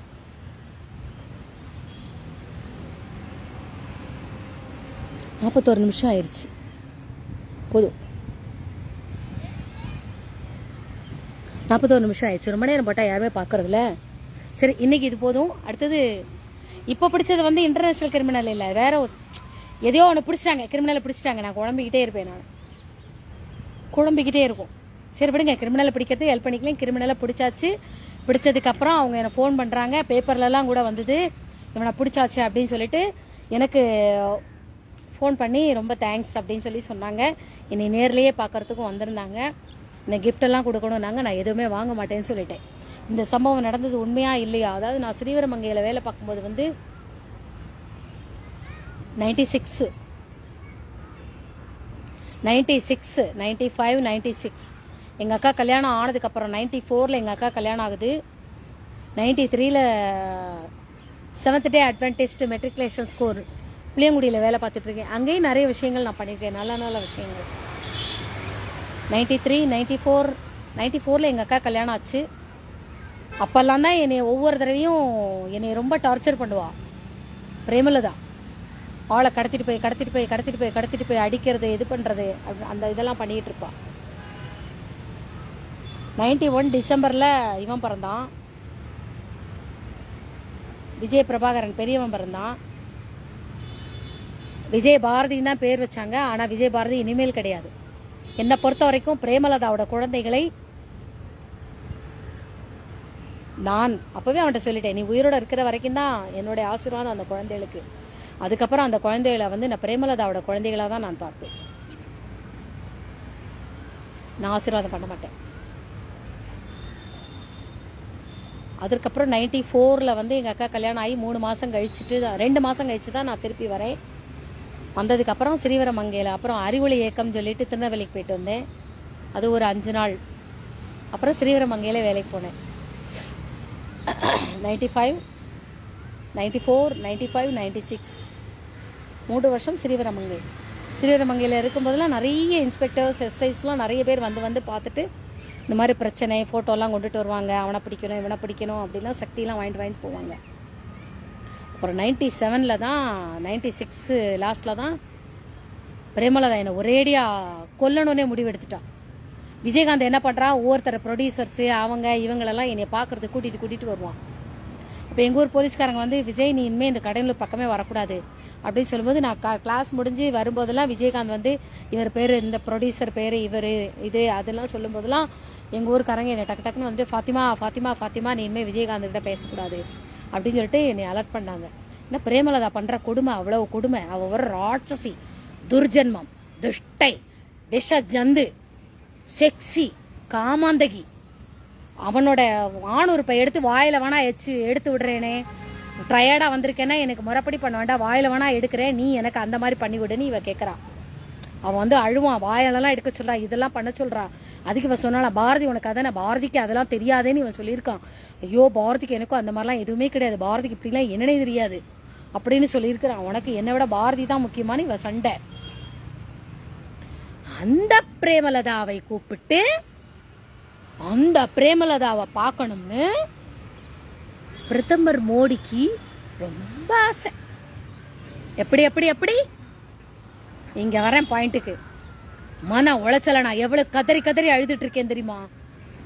என்ன ரொம்ப நோகடிச்சிருச்சு இந்த மோடி அரசும் அமித்ஷாவும். மோடியும் அமித்ஷாவும் அவங்க கூட இருக்கிற ஜால்ரா கூட்டம், உளவாளிகள்ல இருந்து அந்த பிஜேபி கூட்டம் எல்லாம், இந்து கூட்டம், சனாதன கூட்டம் எல்லாம் பிரமாதம். எப்படி எப்படி எப்படி விஜயகாந்த பிரேமலதாவுக்கும் ஊரை கூட்டி உலகத்தை கூட்டி கல்யாணம்னு ஒண்ணு பண்ணினாங்களே 90ல, அந்த கல்யாண வீடியோவை கொஞ்சம் நல்லா பாருங்க, நல்லா அனலிஸ்டிக் பண்ணி பாருங்க. அவனும் பொண்டாட்டியும், அவன் பொண்டாட்டி எப்போதும் கோபத்தை சிட்டு முகத்தை இப்படி குனிஞ்சுக்கிட்டு இருப்பா. அதுக்கு பேர் வெக்கம் இல்ல, மோரக்கட்டா முண்டை. அவளுக்கு வெக்கம் வருமா மானங்கட்டவளுக்கு? அவன் முகத்துல சாமுத்திரியா லட்சணம் தெரிஞ்சவா அவன் முகத்தை பாருங்க, பிரேமலதா முகத்தை. ஒரு தெய்வ கலை இருக்கா? ஒரு பெண்ணுக்கு உண்டான கலை இருக்கா? இந்த எப்படி பேசுறாள் இந்த பல்லு, அந்த பல்லுல தெரியலையா அவளோட நேரோ மைண்டட்ஸ், அவர் விஷங்கிறது தெரியலையா? பக்குவத்துல மாத்தியாச்சு. இந்த தேதி ஒண்ணுதான் குறிக்கணும், அதுக்கு நம்ம சித்தப்பா அப்படிங்கிறாரு. எப்படி எப்படி அந்த கல்யாண ஆல்பத்தை திரும்ப எடுங்க, ஃபுல் வீடியோஸ பாருங்க. அவனுக்கு விருப்பமே இருக்காது. அவன் ஃப்ரெண்ட்ஸ் எல்லாம் அவன் கல்யாணத்துல அட்டன் பண்ண அவனுடைய நெருங்கிய தோழல்களை கூப்பிட்டு கேளுங்க, பிரேமலதாவை திருமணம் செய்து கொள்வதற்கு விஜயகாந்துக்கு விருப்பம் இருந்துதானே, விஜயகாந்தை திருமணம் செய்து கொள்வதற்கு பிரேமலதாக்கு விருப்பம் இருந்துதானே கேளுங்க. இல்லைன்னு தான் வரும். அதெல்லாம் விடுங்க, இப்பெல்லாம் என்ன அதை பத்தி பேசணும்லாம் வரக்கூடாது. ஒரு சமுதாயம் ஒண்ணு உருவாகுதுன்னா தம்பதிகளுக்குள்ள அந்யோன்யம் இருக்கணும், மகிழ்ச்சி இருக்கணும், ஒத்துமை இருக்கணும், ஆத்மார்த்தமா ரெண்டு பேருடைய இன்டர்செக்ஸ் இருந்தால் மட்டும்தான், இன்டர் கோர்ஸ் இருந்தால் மட்டும்தான் நல்ல சமுதாயம் உருவாகும், குழந்தைகள் நல்ல குழந்தைகள் உருவாகும். சரியா? ரெண்டு பேரும் ஒரு வருஷம் திருமணம் ஆனதுக்கு அப்புறம் ஒரு வருஷம் ரெண்டு எலியும் பூனையும் பேப்பரா வந்தது. அதற்கப்புறம் அவன் மாமியார் சொல்லியிருக்காம்மா, மருமனை இப்படியே இருந்தா என் பொண்ணு வாழ்க்கை என்ன ஆகுறது அப்படின்னு. இவன் என்கிட்ட வந்து கேட்கறான், பாரதி நான் உன்னையதான் அவளை விவாகரத்து பண்ணிட்டு. நான் சொல்லிட்டேன், விவாகரத்துலாம் பண்ணக்கூடாது, நான் உன்னை எவ்வளவு கௌரவமா ஒரு இடத்துல வச்சிருக்கிறேன், விவாகரத்து பண்ணாத.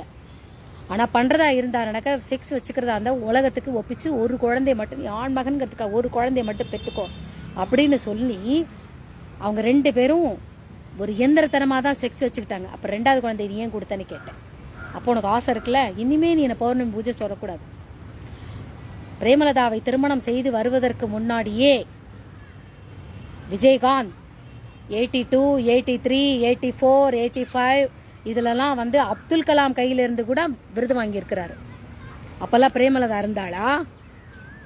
வந்தவங்க எல்லாருக்கும் சாப்பாடு, அகல் விளக்கு படத்துல இருந்தே எல்லாருக்கும் சாப்பாடு போட்டுட்டு இருக்கிறாரு. 79ல இருந்து அகல் விளக்கு படம், அந்த கதையை செல்வராஜுக்கு நல்லா தெரியும்.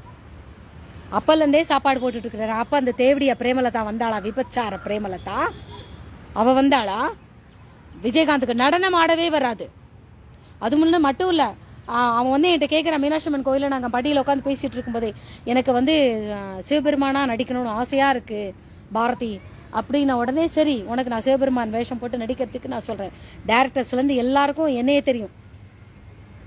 சரி, இப்ப அடுத்த இதுல வந்து மீனாட்சி திருவிளையாடல் அப்படின்னு ஒரு படம் எடுக்கணும்னு அந்த டைரக்டர்ஸ் சங்கரை யாரும் யோசிச்சுட்டு இருக்கிறாங்க, இன்னொருத்தர் யாரும் யோசிச்சுட்டு இருக்கிறாங்க, படம் ப்ரொடியூஸ் பண்றவரு. அவர்கிட்ட சொல்லிட்டு நீ இது பண்ணுவோம், உனக்கு அந்த கேரக்டர் நான் கொடுக்க சொல்றேன், நீ போய் பேசுறான், சிவபெருமானா நடிக்க எனக்கு ருத்ரதாண்டம் ஆட வராதே அப்படிங்கிறான். மீனாட்சி அம்மன் கோயிலுக்கு கூட்டிட்டு வந்துட்டு நான் ருத்ரதாண்டம் ஆட சொல்லி கொடுத்துருக்கிறேன். அதுக்கப்புறம் புருவத்தை எனக்கு இப்படி இப்படி நெளிக்க வரமாட்டேங்குதே அப்படின்னா, அதுக்கப்புறம் புருவத்தை இப்படி ரெண்டு புருவத்தையும் ரெண்டு இதுலையும் ஒரு இதுல வச்சுட்டு இதை கற்பனை பண்ணிக்கோ, இதை ஆட்டு, இதை கற்பனை பண்ணிக்கோ, இதை ஆட்டுன்னு புருவத்தை ஆட்ட சொல்லி கொடுத்தது நானே. பிரேமலதாவா சொல்லி கொடுத்தா? मैं विजयकांत का पत्नी को देखना जाता हूँ. அங்க வச்சேன். இது எப்போ நடந்தது? விஜயகாந்துக்கு எப்போவோ அவார்டு கொடுத்துருக்கேன். நான் தான் விஜயகாந்தைய மறந்தாச்சு, விஜயகாந்தையும் மறந்தாச்சு, எல்லாரையும் மறந்துட்டு அம்னீஷால என் குழந்தை தான் வாழ்க்கை, குழந்தையும் போயாச்சு, குழந்தையும் செத்து போய் பந்தம் பாசம் எதுவுமே இல்லாம இருக்கும்பொழுதுதான் ஹேமாதி தனி நபராக மாறும் பொழுதுதான் எல்லாமே வருது, சக்திகள் வருது. அதுக்கு தான் எங்க அப்பா விவரமா என்னைய முதல் திருமணத்தை முறியடிச்சு 2வது ஒண்ணு நிச்சயதாம்பலம் பண்ணா பாதி கல்யாணம் பண்ண மாதிரியாமே இந்து தர்ம சாஸ்திரம் சொல்லுது. அதே பாதி அந்த நிச்சயதாம்பலம்னாலே பாதி தாலி அறுத்ததுக்கு சமானமாக இந்து சாஸ்திரம் சொல்லுது, சனாதன தர்மம் சொல்லுது. அதுக்கு அடுத்து ஒரு டிஆர் மகாலிங்கத்தோட தம்பி பையன் இவ்வளவு வீக்னஸ் இருக்கும் தெரிஞ்சு 1.5 வருஷமா விசாரிச்சுட்டு அதுக்கப்புறம் எங்க அப்பா என்ன விருப்பம் இல்லாம கல்யாணம் பண்ணி வச்சானே. அப்புறம் என் பொண்ணு செக்ஸ் வச்சுக்கல அப்படிங்கும் போது அதையும் பிளான் பண்ணி அப்பதான் நக்கீரன் கோபால் அந்த வீரப்பனை சந்திக்கிறதுக்குலாம் என்கிட்ட அனுமதி கேட்டு ஆளை தூது விடுறாரு. சரி போட்டோம் அப்படின்னு சொல்லிட்டு நான் அனுப்புறேன். அதுக்கப்புறமா அனுப்பும்போது போகக்கூடாதுன்னு நான் சொல்றேன். அந்த நக்கீரன் கோபால் கூட பேட்டி கொடுத்திருப்பாரு. அந்த நபர்கிட்ட கேட்டுட்டு தான் நான் இது பண்ண, அந்த நபர் போகக்கூடாதுன்னு சொன்னார், நான் போக மாட்டேன்னு சொல்லிட்டேன். அந்த நபர் நான் தான், கேட்டு பாருங்க. அப்போ அதெல்லாம் நக்கீரன் கோபால்கிட்ட நான் எனக்கு சக்தி வாங்க வரும்போதெல்லாம் நக்கீரன் கோபால் யாருன்னே எனக்கு தெரியாது. அப்புறம் நக்கீரன் கோபால் இந்த லைப்ரரின்னு ஒன்று இருக்கும் எங்க ஊர்ல, அங்க திண்ணையில உட்காந்து நக்கீரன் கோபால் என் கையை அப்படி தொடுவாரு. தொட்டு கொஞ்ச நேரம் கழிச்சு நக்கீரன் கோபால் கலந்தானா அப்படி நல்லா இருக்கு வித்தியாசமான கேரக்டர், பார்த்த உடனே தெரிய மாட்டேங்குது, ஆனா தொட்ட உடனே ஞாபகம் வருது. இந்த சம்பவம் நடந்ததா இல்லையான்னு நக்கீரன் கோபால்கிட்ட கேட்கலாம். கேட்ட உடனே அப்போ கொஞ்ச நேரம் பேசிக்கிட்டே இருக்கும், எனக்கு இந்த மாதிரி பிரச்சனை இருக்கு, என் மேல கேஸ் இருக்கு, அது இருக்கு, நான் என்ன பண்ண மன உளைச்சலுக்கு ஆளாயிருக்கேன் அப்படின்னு சொல்லிட்டு இவர் சொல்றாரு. யாரு? நக்கீரன் கோபால். அப்போதான் ஜெயலலிதா அந்த பிரச்சனையெல்லாம் வருது. அப்போ நான் சொன்னேன், ஜெயலலிதா முதலமைச்சர் ஆனாலும் இந்த மாதிரி பண பேராசை நிறைய உண்டு, அதனால ஜெயலலிதாவாவது உள்ள போவா, அவ ரொம்ப நாள் உள்ள இருப்பா, அதே சமயத்தில் உன்னை நான் உள்ள அனுப்ப மாட்டேன், ஆனால் இப்ப நான் உனக்கு ஒரு பரீட்சை வைக்க போறேன் அப்படின்னு நக்கீரன் கோபால்கிட்ட. இந்த சம்பவம் நடந்தது உண்மையா இல்லையான்னு நக்கீரன் கோபால்கிட்ட கேட்கலாம், நான் சொல்ல போற நிகழ்ச்சி உண்மையா இல்லையா அப்படின்னு. ஜெயலலிதா பேராசையின் பேர்ல ஜெயலலிதாவாவது ஜெயிலுக்குள்ள போவா, ஆனா நான் உன்னை உள்ள ஜெயிலுக்குள்ள போக விட மாட்டேன். உன் மேல எவ்வளவு இது பண்ணாலும் நான் உனக்குள்ள இருந்து நான் உன்னை காத்துக்கொண்டே இருப்பேன். அப்படி உனக்குள்ளே நான் இருப்பது உண்மை என்றால், நீ எனக்குள்ள இருப்பது உண்மை என்றால் உனக்கு ஒரு சின்ன பரீட்சை வைக்கிறேன் அப்படின்னு. என்ன அப்படின்னா, எனக்கு கல்யாணம் ஆகி எங்க அப்பா உலக வழக்கம் அது இது அப்படின்னு சொல்லிட்டு எனக்கு கல்யாணம் ஆகி நான் குழந்தை அந்த செக்ஸ் அப்படின்னு ஒண்ணு வச்சதுக்கு அப்புறம், செக்ஸ் வச்சுட்டு எனக்கு செக்ஸ் நடந்ததுக்கு அப்புறமே உனக்கு துன்பங்கள் வர ஆரம்பிக்கும். எப்ப என் கணவனோட நான் இருந்துட்டேனோ அப்போ உனக்கு துன்பங்கள் ஆரம்பிக்கும். அப்புறம் நான் குழந்தை பெத்துட்டு வீட்டுல இருக்கும் போதெல்லாம் நீ ஜெயில இருப்ப, படாத துன்பம். நான் எப்படி இங்க துன்பங்கள் பட்டுக்கிட்டு இருக்கேனோ அதுக்கு சமமா நீயும் துன்பங்கள் அனுபவிப்ப. இப்ப சொல்லு, உனக்கு துன்பங்கள் அனுபவிக்காம இருக்கணுங்கிறதுக்காக நான் கல்யாணம் ஆகாம இருக்கணுமா, இல்ல நம்ம துன்பங்கள் அதுவும் என்ன மாதிரி துன்பம்? பழிச்சொல் கேட்டுதான் நீ துன்பம் அனுபவிப்ப, தப்பு பண்ணிட்டு நீ துன்பம் அனுபவிக்க மாட்ட. உன்மேல் பழிச்சொல் சுமத்தப்பட்டு நீ செய்யாத குற்றங்களை நீ செய்ததாக சொல்லி உன் மேல போட்டு உன்னை ஜெயில தள்ளி இந்த மாதிரிலாம் பண்ணுவாங்கன்னு வருதே பொழிஞ்சு. அப்ப இவர் கொஞ்சம் யோசிக்கிறாரு, உனக்கு திருமணமாகும் கல்யாணமாகும் குழந்தை பிறக்கும்னா எனக்கு அது ரொம்ப சந்தோஷம், அதனால நீ அனுபவிக்கக்கூடிய துன்பங்கள் அதுக்கு சமமா நானும் அனுபவிக்கணும்னு இருந்தா நான் கண்டிப்பாக நான் அந்த துன்பங்களை அனுபவிக்க ரெடி அப்படின்னா. நீ பாஸ் ஆயிட்ட அப்படின்னு, நீ பாஸ் ஆயிட்ட நக்கீரன், நீ பாஸ் ஆயிட்ட அப்படின்னு, கோபாலன் நீ பாஸ் ஆயிட்ட அப்படின்னு. ஆனா அவனுக்கு வச்ச பரீட்சையில நக்கீரன் கோபால் ஜெயிச்சிட்டார். இந்த சம்பவம் நடந்தது உண்மையா இல்லையான்னு நக்கீரன் கோபால்கிட்ட கேட்கலாம். அவரை பொறுத்த வரைக்கும் நான் அம்பிகா, என்ன பேரோ தெரியல, அம்பிகாவா இல்ல பைரவியா, யார் கூட வந்தாருன்னே எனக்கு தெரியல. நக்கீரன் கோபாலை கூட்டிட்டு வந்தது யாருன்னு தெரியல. மகாலிங்கம்னா அம்பிகா, இவர் கூட்டிட்டு வந்தார் அப்படின்னா என்னோட பேரு நைனா முகமது கூட்டிட்டு வந்திருந்தாருன்னா நந்தினி என் பேரு. இவர் கூட்டிட்டு வந்திருந்தானே என் பேரு பைரவி, இல்ல வேற யாரும் கூட்டிட்டு வந்தான்னா அந்த பேரு, இல்ல நக்கீரன் கோபால எனக்கு பேர் வச்சாரா அதுவும் எனக்கு ஞாபகம் இல்ல, அதை அவர்தான் கேட்கணும். சரி மணி ஆயிடுத்து, இப்ப நான் கிளாஸ்க்கு வேற போகணும். 41 நிமிஷம் காட்டுது.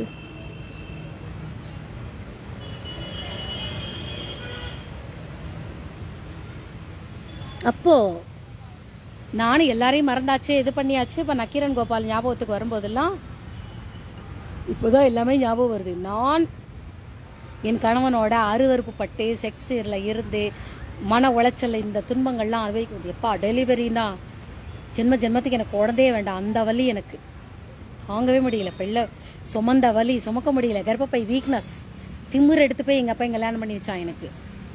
கர்ப்பப்பை வீக்கான கர்ப்பப்பை, பொண்ணு வீக்கான உடம்பு, ஹார்ட் வீக்கான இது. இவ்வளோ வீக்கான பொண்ணுன்னு தெரிஞ்சும் எங்கள் அப்பா எனக்கு கல்யாணம் பண்ணி கொடுத்துருக்கான். அது திமிரு தானே. பொண்ணை நம்ம பார்த்துக்க மாட்டோம்னு தெரிஞ்சோம், அந்த பொண்ணால் சுமக்க முடியாதுன்னு தெரிஞ்சோம், வயிற்றுல குழந்தை, அதுவும் செக்ஸ் வச்சுக்க முடியாதவனா பார்த்து எங்கள் அப்பா குழந்தை தங்காதவனா பார்த்து சங்கரை பார்த்து. சங்கர்லாம் அன்னேச்சர் செக்ஸ் உள்ளவங்களுக்கு வந்து குழந்தை பிறக்காது. ஆனால் என்னமோ அகஸ்மாத்தா என் வயிற்றுல குழந்தை வளர்ந்துருச்சு. 4வது மாதம் 5வது மாதம் ஆகும்போது திணறிட்டேன் நான். வயிற்றுல 9 கட்டிகள். அந்த டாக்டர் கிருஷ்ணகுமார் சொல்லிட்டாரு, வயிற்றுல 9 கட்டிகள் இருக்குது, நீங்கள் பெட் ரெஸ்ட் எடுக்கணும், நீங்கள் ஊரில் போய் உங்கள் அம்மா வீட்டில் போய் இரு பண்ணுங்க. அப்படிங்கும்போது எங்கள் அம்மா என்னை பம்புலேருந்து தண்ணி அடிச்சுட்டு வர சொல்லுவா. இறக்கம் கெட்டவன். அவ்வளவு துன்பங்களை நான் அனுபவிச்சேன். நான் அனுபவிச்ச துன்பங்களை எல்லாம் அவர் அனுபவிச்சிருக்கிறார், நக்கீரன் கோபால். எனக்குள் இருப்பது நக்கீரன் கோபால், நக்கீரன் கோபாலுக்குள்ள நான் இருக்கிறேன். இந்த டைலாக்கை நக்கீரன் கோபாலோட பொண்டாட்டி கேட்டுச்சுன்னா, அந்த அம்மா மனசுல அந்த மாதிரி விஷ புத்திலாம் கிடையாது. அந்த அம்மா நல்ல தெளிஞ்ச சிந்தனை உள்ளது. நக்கீரன் கோபால் எப்படின்னு தெரியும், இந்த பாரதி எப்படின்னு அந்த அம்மாவுக்கு தெரியும். முன்னாடியே அந்த அம்மா என்னை பார்த்துருக்குது. வண்டியில் இருக்கும்போது எங்கேயோ கோயில் கூடையோ எங்கேயோ போயிட்டு வரும்போது என்னை சாப்பாடுலாம் கொடுத்துச்சு. அந்த நக்கீரன் கோபால் டிரைவிங்கில் சீட்டில் உட்காந்துக்கிட்டே கேட்குறாரு, இந்த மாதிரி நாங்களாம் நான்வெஜ் சாப்பிடலாமா, உனக்கு ஒன்றும் பிரச்சனை இல்லையே. நான் சொன்னேன், உன்னோட உணவு நான்வெஜ் சாப்பிடுவது, நீ மாடு தின்னு, பன்னியை தின்னு, கோழியை தின்னு, இல்லை புறாவை சாப்பிடு, வேடன் மாதிரி புறாவை சாப்பிடு, அது உன்னோடைய உணவு. நீ மனித ரூபத்தில் இருந்தாலும் மனித ரூபத்தில் ஒவ்வொருத்தருக்கும் ஒவ்வொரு திறமைகள் உண்டு. மனுஷ ரூபத்தில் இருக்கிறவனுக்கு ஒவ்வொருத்தருக்கும் ஒவ்வொரு திறமைகள் உண்டு. சர்க்கஸ்காரன் கழக்கூத்தாடி கம்பல நடக்கிறானே, அப்போ நானும் மனிதன் தானே, நானும் போய் நடக்கட்டுமா? அது முடியாது. அது அவன் திறமை. அவன் திறமைக்கு ஏற்றவாறு, அவனுக்குள்ள தொழிலுக்கு ஏற்றவாறு அவனுக்கு உணவு ஆண்டவன் தந்திருக்கிறான். நீ மாடு தான் சாப்பிடணும், உன் தொழில் இது. நீ பன்றி சாப்பிடணும், உன்னோட இது. நீ எலி சாப்பிடணும், உன் தொழில் இது. உன்னோட இது உன் தொழிலுக்கு உண்டான சாப்பாடை நீ சாப்பிடு. எனக்கு ஆனா என்னையும் சாப்பிட சொல்லாது. அப்பதான் நக்கீரன் கோபால், பரவாயில்லையே நீ சாப்பிடலனாலும் மற்றவங்களை ஒன்றும் சொல்ல மாட்டேங்க. இல்லை, அவரவர் செய்கிற தொழிலுக்கு ஏற்ற இதை நம்ம சாப்பிட்டு தான் ஆகும். அதுக்காக உங்க பிராமணால் அவன் திங்கிறானே இவன் திங்கிறானே, பிராமணாலாம் சாப்பிடல நீயும் சாப்பிடு, நீ நீ பிராமணாங்கிற பேரை சொல்ல ஹேமாவதிய நீ வேற மாதிரி மாத்த பாக்குற.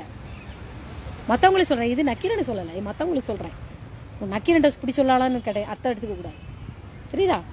நக்கீரன் கோபால்கிட்ட கேட்கலாம். சரியா? மோடி ஜி என்ன சொல்றாரு? மே பத்னி को देखना चाहता हूं. சரி, ஓகே. அப்பதான் எடுத்தேன் நான். அந்த ரொம்ப வருஷத்துக்கு முன்னாடி நடந்த வீடியோ கிளிப்புங்க, அந்த கர்மம் படிச்ச வீடியோ கிளிப்புங்க, அந்த கர்மாந்தரம் எனக்கு இப்பதான் 15 நாளைக்கு முன்னாடியே தெரியுது. அப்பவே தெரிஞ்சுக்கோங்க, நான் மொபைலை நோண்டிக்கிட்டே இருக்க மாட்டேன்.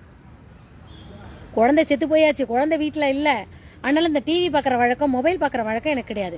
நான் மொபைலில் என்ன பார்த்துட்டு இருப்பேன், இந்த குழந்தைக்கு எப்படி டீச்சிங் பண்ணலாம், இந்த குழந்தைக்கு எப்படி பண்ணலாம், சயின்ஸ் எடு, மேத்ஸ் எடு, அதை எடு, யூடியூப்ல என்ன வீடியோ போட்டிருக்கான், நான் அதை தான் பார்த்துட்டு நோண்டிக்கிட்டு இருப்பேனே ஒழிஞ்சு அரசியலில் என்ன பேசுகிறான், யார் என்ன பேசுகிறான், இந்த அமைச்சர் என்ன பேசுகிறான்லாம் எனக்கு வேலை கிடையாது. எனக்கு அதெல்லாம் வேலை கிடையாது. இப்போ தான் தனியாக இந்த ஜெயலலிதா, சாரி இந்த இந்த அம்மையார் பிரேமலதா எங்கள் நொன்னிங்க அந்த இது பார்க்கும்போது தான் இது தானாக வருது. இந்த அம்மையார் டிங் டிங் டிங்னு வரா. எப்படி விஜயகாந்தோட வெற்றிக்கு பின்னாடி ஒரு பெண் இருப்பாள்னா அது பிரேமலதாமா. 5 வயசுலேருந்து அவன் கூட நான் யானை விளையாட்டிருக்கேன். யானை போ போ போ அப்படின்னு யானை விளையாட்டிருக்கேன். அவன் முதுகில் என்ன உட்காந்துக்கிட்டு உப்பு மூட்டை விளையாடிருக்கேன். ஒட்டகம் அது நாங்கள் உப்பு மூட்டை விளையாடிருக்கேன். அவன் கூட சேர்ந்து கோலிக்கா இது விளையாடும் போது அந்த கோலிக்கா வாழ்க்கையை நீ சதி, நீ குழியில விழுவ, அந்த குழியில விழுவேன்னு சொன்னது சதீஷ். இந்த சுதீஷோட குழி சுதீஷ், பிரேமலதா. கோலிக்குண்டனுடைய தத்துவம் விளையாட்டு சொல்லி கொடுத்துருக்கேன், கோலாட்டத்தின் தத்துவம் சொல்லி கொடுத்துருக்கிறேன், பல்லாங்குழியில் விளையாட சொல்லி பல்லாங்குழியின் தத்துவம் சொல்லி கொடுத்துருக்கிறேன். பம்பரம் விளையாடும் போது பம்பரத்தின் சாட்டை விட்டு பம்பரம், சாட்டை இல்லாத பம்பரம் எப்படி இருக்கும்? அது பம்பரத்தோடயே அந்த எலக்ட்ரானிக் ஏதோ ஒன்று மாய பம்பரம் அந்த கம்பி ஒன்று இருக்கும், அதை சுற்றிட்டு இப்படி இழுத்தோன்னா அந்த கயிறு சாட்டையும் கையில் இருக்கும், பம்பரமும் சுத்தம். நீ அப்படிதான் நீ இருப்ப. அதுதான் உன்னுடைய திருமண வாழ்க்கை. இவ்வளவு நான் அவனுக்கு கத்து கொடுத்துருக்கேன். பத்தினின்னு சொல்லிட்டு அவளை கூப்பிட்டு விருது கொடுத்துருக்கீங்க. அதுக்கப்புறம் என்னது இவரு விஜயகாந்த் இறந்து போனதுக்கு அப்புறம் பத்மபூஷன் விருது பிரேமலதா கையில தூக்கி கொடுத்துருக்கீங்க. அப்ப நான் யாரு? பத்தினி எடு விருதுநகர் ரெஜிஸ்டர் ஆபீஸ்ல உள்ள ரிஜிஸ்டர் எடுங்க. விருதுநகரா மதுரையா தெரியல, ரெஜிஸ்டர் எல்லாரும் இந்தியா தமிழ்நாட்டில் உள்ள எல்லா ரெஜிஸ்டர் ஆபீஸ் புக் எடுங்க. எடுத்துட்டு அந்த 12/12/1989 விஜயராஜன் அழகசாமி நாயுடு வின் மகன் விஜயராஜு கனகராமன் பொண்ணு ஹேமாவதிக்கும் திருமணம் நடந்த பதிவு இருக்கு. எடுங்க. ஊரை கூட்டி உலகத்தை கூட்டி பத்தினின்னு சொல்லி 2 குழந்தைய பெத்துட்டாப்ல. பத்தினி ஆயிராது. மனமொத்து வாழ 2 பேரும் சண்டை. ஆனா நாங்க பிரிஞ்சு வாழ்ந்தாலும் மனமொத்து வாழ்ந்தோம். ஆனா எனக்கு மறதியில எல்லாரையும் மறந்துட்டேன். அதனாலதான் உண்மை எது பொய் எதுன்னு சொல்லாம அதுக்குத்தான் இந்த கண்ணாடி தத்துவம் வீடியோ போட்டேன். உள்ளதை உள்ளபடியே காட்டும் மாய கண்ணாடி, உள்ளதை உள்ளபடியே காட்டும், உள்ளதை உள்ளபடியே காட்டுவதாக இருந்தாலும் எல்லாத்தையும் மாத்தி காட்டுவது மாய கண்ணாடி. உள்ளதை உள்ளபடியே காட்டினாலும் உள்ளதை உள்ளபடியே சரியாக காட்டுவது சாதாரண கண்ணாடி. இந்த கண்ணாடியின் தத்துவம். அதுக்கு தான் இவ்வளவு நான் சொல்லியிருக்கிறேன். 2 பேரும் எப்படி பிரேமலதாவும் விஜயகாந்தும் எங்க நொண்ணி 2 குழந்தைய பெத்துக்கிட்டாலும் அது ஒரு போலியான திருமண வாழ்க்கை. ஆனா நாங்க 2 பேரும் ஆத்மா இந்த பாரு, அந்த குந்தாணி குழக்கட்ட புருஷன் செத்த கவலை துளி கூட இல்லாம நாளுக்கு நாளும் புது புடவையும் புது சட்டையும் தானமா ஜிங்கிடி சிக்கடின்னு வரா. சந்தோஷமா பேசிட்டு இருக்கிறா. அவளுக்கு கொஞ்சம் கூட வருத்தம் இல்ல. குந்தாணி மாதிரி கொழுக்குன்னு வந்துகிட்டு இருக்கிறா. ஆனா நான் அவனோட நினைவுகள் வந்ததுல இருந்து எவ்வளவு மெலிஞ்சிருக்கேன் பாரு. எலும்பெல்லாம் பாரு, செத்துக்கிட்டு வரேன். கண்ணெல்லாம் பாருங்க. சாப்பாடே இறங்க மாட்டேங்குது. அவன் என்ன புண்ணியம் செஞ்சான் தெரியல. இந்த சாப்பாடு எதை சாப்பிட்டாலும் இறங்க மாட்டேன். ஹீமோகுளோபின் கம்மியாயிட்டே இருக்கு. நான் எப்ப வேணாலும் செத்துடலாம். நான் தான் அவன் மேல உண்மையிலேயே அன்பு வச்சிருக்கேன், காதல் வச்சிருக்கிறேன், தெய்வீக காதலி நான் தான். இந்த பொல்லாத உலகம் போலித்தனத்தை தான் நம்புது. இனிமே இந்த மோடி ஆட்சி, அமித்ஷா ஆட்சி, இப்படி எத்தனை போலிகளை நீங்க ஆதரிச்சீங்களோ, எத்தனை போலிகளை நீங்க தலையில வச்சிருக்கீங்களோ, எத்தனை உண்மைகளை நீங்க முடக்குனீங்களோ யாருக்கு தெரியும். உங்க ஆட்சியை கவுத்துனா மட்டும்தான் உண்மைகள் வெளியில வரும். எப்படி நான் பேசுறேன். அதாவது ஒரு அரசியல் தலைவரை எதிர்க்கிறதுக்கு எல்லாருக்குமே உரிமை உண்டு. இப்ப நான் சீமானுக்கு எதிராக இருந்தேன்னா அது என்னோட உரிமை. திருமாவளவனுக்கு எதிராக இருந்தேன்னா அது என்னோட உரிமை. எதிர்ப்பதற்கு எனக்கும் உரிமை உண்டு. அரசியல் இருக்கிறேன். ஸ்டாலினுக்கு எதிராக இருக்கேன்னா அது என்னோட உரிமை. எடப்பாடி சித்தப்பாக்கு எதிராக இருக்கேன்னா அது என்னோட உரிமை. ஒரு கட்சிக்கு எதிராக இருந்தோம்னா ஆமா எதிர்கட்சின்னு ஒன்று எதிர்ப்பாளர்கள்னு ஒன்று இருப்பாங்க. அதுக்காக நீ என் மேல கேஸ் எல்லாம் போட முடியாது. போடனா போட்டுக்கோ, சரியா? இப்போ பிஎம்முக்கும் அமித்ஷாக்கும் நான் விரோதி இல்ல, எதிரி இல்ல. அவங்களுடைய அந்த போக்கை பிரேமலதாவை கூப்பிட்டு பத்மபூஷன் விருது கொடுத்தது எனக்கு பிடிக்கல. அதுக்கு முன்னாடி விஜயகாந்த் முன்னாடியே விஜயகாந்தோட ஒவ்வொரு வெற்றிக்கும் பின்னாடி இருந்தது ஒரு பெண் அப்படின்னு சொல்லிட்டு பிரேமலதா கூப்பிட்டு கொடுத்தீங்க பாருங்க. பிரேமலதா கல்யாணம் ஆறதுக்கு முன்னாடியே நிறைய சாதனைகள் பண்ண அப்துல் கலாம் கையிலேயே விருது வாங்கியிருக்கிறாரு அந்த விஜயகாந்த். அப்ப பிரேமலதாவா இருந்தா இதுக்காகவே மோடி ஆட்சியை கவுத்தணும். அப்புறம் அப்துல் கலாமுக்கும் நான் தான் டெலிலிங்க் அனுப்பி நான் தான் இதெல்லாம் கொண்டு வந்தேன்னு சொன்னா நீங்க நம்ப போறீங்களா? அடுத்த பதிவில் பார்ப்போம், சரியா? அப்பதான் ஒன்னொன்னா ஞாபகம் வருது. நான் ஞாபகம் வந்தோடனே சொல்லும் போது தப்பா சொல்றேன். ஞாபகம் வந்து ஒரு வாரம் கழிச்சு விஷயங்கள் எல்லாம் நல்ல சூப்பரா அழகா கலெக்ட் பண்ணி போட்டாதான் நல்ல தெளிவா வருது. அப்புறம் ஆர்பி சௌத்ரி எல்லாம் காட்டுது. ஆர்பி சௌத்ரி தயாரிப்பாளர் ஆர்பி சௌத்ரிக்கும் நான் தான் டர்னிங் பாயிண்ட். ஆமா, கேட்டு பார்க்கலாம். ஆர்பி சௌத்ரி இருக்குன்னு தெரியல. அவரோட பையன் ஜீவாட்ட கேட்டு பார்க்கலாம். என்னப்பா உங்க அப்பா பத்தி இந்த பொண்ணை பத்தி உங்க அப்பா இந்த மாதிரி சொல்லியிருக்காளா அப்படின்னு கேட்டு பாருங்க. ஆர்பி சௌத்ரி என்ன பேர் வச்சான்னு தெரியல. இனிமேதான் நான் செக் பண்ணிட்டு சொல்றேன். பாய். இன்னும் யாரை பத்தியோ சொல்லணும்னு நினைச்சேன் இன்னைக்கு. அப்துல் கலாம் சொல்லிட்டேன், ஆர்பி சௌத்ரி சொல்லிட்டேன். ஆர்பி சௌத்ரி எல்லா ஹிண்ட் தான் கொடுத்துருக்கேன், என்ன ஒன்றுனா சொன்னேன். என்ன பண்ணணும்? அப்புறம் என்னோட சேனலெல்லாம் அங்கே ரிப்போர்ட் அடிச்சுக்கிட்டே இருக்கிறீங்க வா. அப்புறம் விஜயகாந்தோட மனைவி, விஜயகாந்தோட காதலின்னு சொல்லிட்டு ஒரு பொண்ணு வீடியோவில் பேசிட்டு இருக்கிறா. அந்த வீடியோவை ஏமா முடக்கல? பிரேமலதா, மீசை முருகேசன், அந்த வீடியோவை ஏன் நீங்க ஏன் முடக்கலை? அந்த பொம்பளை பேசுற வீடியோவை நீங்க ஏன் முடக்கல? ஏன்னா அந்த பொம்பளை அனுப்பிச்சதே நீங்க தான். துட்டு கொடுத்தா என்ன வேணாலும் பேசுவாங்களே. இதே தான் நானும் விஜயகாந்தோட முதல் மனைவின்னு சொல்லிட்டு நானும் பேட்டி கொடுத்தேன். அந்த பிரேக்கிங் பிளாக்ஸ் அப்படிங்கிற சேனலுக்கு அந்த கபிலன்கிற பையனை கூப்பிட்டு, கபிலன் என்றால் குரங்கு, குரங்கு என்றால் ஆஞ்சநேயர், ஆஞ்சநேயர். அந்த கபிலன் அந்த அந்த அந்த பையனுடைய வீடியோல போட்டதுக்கு மீசை ராஜேந்திரன், அப்புறம் அந்த பிரேமலதா, அவரோட செயலாளர், அந்த குக்கீலு எல்லாருமா சேர்ந்துக்கிட்டு அந்த பையன் கிட்டக்க ரிக்வஸ்ட் பண்ணி கேட்டிருக்கீங்க, கெஞ்சி கெஞ்சி கெஞ்சி போடாதீங்க போடாதீங்க போடாதீங்க. அப்போ உங்ககிட்ட தப்பு இருக்கு. இப்ப அந்த பொண்ணு நான் தான் விஜயகாந்த கல்யாணம் பண்ணிக்கிட்டேன், நான் தான் விஜயகாந்த் இது பண்ணிக்கிட்டேன், அந்த கேட்கிறாரு உங்க 2 பேர் விஜயகாந்த் உங்களை காதலிச்சாரா? இது மட்டும் இல்லை, இன்னும் நிறைய பேர் கிளம்பி வருவாங்க. ஏன்னா என்னை அமுக்கிறதுக்கு, உண்மையை மறைக்கிறதுக்கு நீ பண்ணிக்கிட்டு இருக்க. உண்மையை மறைக்கிறதுக்கு பிரேமலதா இப்ப புரியுதா நீ தப்பான பொம்பளைன்னு? நீ தப்பான பொம்பளைன்னு இது நிரூபணம் ஆயிருச்சுல, இந்த ஒரு விஷயம் நிரூபணம் ஆயிருச்சுல. நீ நல்லவளா இருந்திருந்தேன்னா என்னோட வீடியோவை நீ போட விட்டு இருந்திருக்கலாம். இந்த ஒருத்தி விஜயகாந்த் தான் என்னோட பொண்டாட்டி, நான் விஜயகாந்த கற்பனையிலேயே காதலிச்சேன், நான் அவர் தான் என் புருஷன், விஜயகாந்த் தான் என் புருஷன் ஒண்ணு வந்திருக்கு, துட்டை வாங்கிட்டு ஒண்ணு வந்திருக்குது. வெக்கமா இல்ல அந்த பொம்பளைக்கு? வெக்கமா இல்ல அந்த பொம்பளைக்கு? அவதான் அந்த அந்த அந்த அந்த பொம்பளை தான் விஜயகாந்தோட எல்லாத்துக்கும் காரணமா, சக்சஸுக்கு காரணமா? வந்து பேசிக்கிட்டு உட்காந்துருக்கு, கேட்டுக்கிட்டு உட்காந்துருக்கா. விஜயகாந்த் உங்களை ஒருதலை பட்சமா காதலிச்சாரா?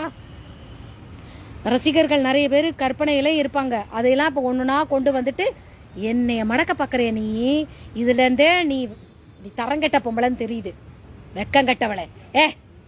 அந்த பிரேக்கிங் பிளாக்ஸ போட சொல்லிட்டே அவன் பயந்து அடிச்சு ஓடிக்கிட்டு இருக்கான். அவனோட இதை போய் இப்ப அந்த மக்கள் மீடியா அந்த பையன்கிட்டே நான் பேசியிருக்கிறேன்.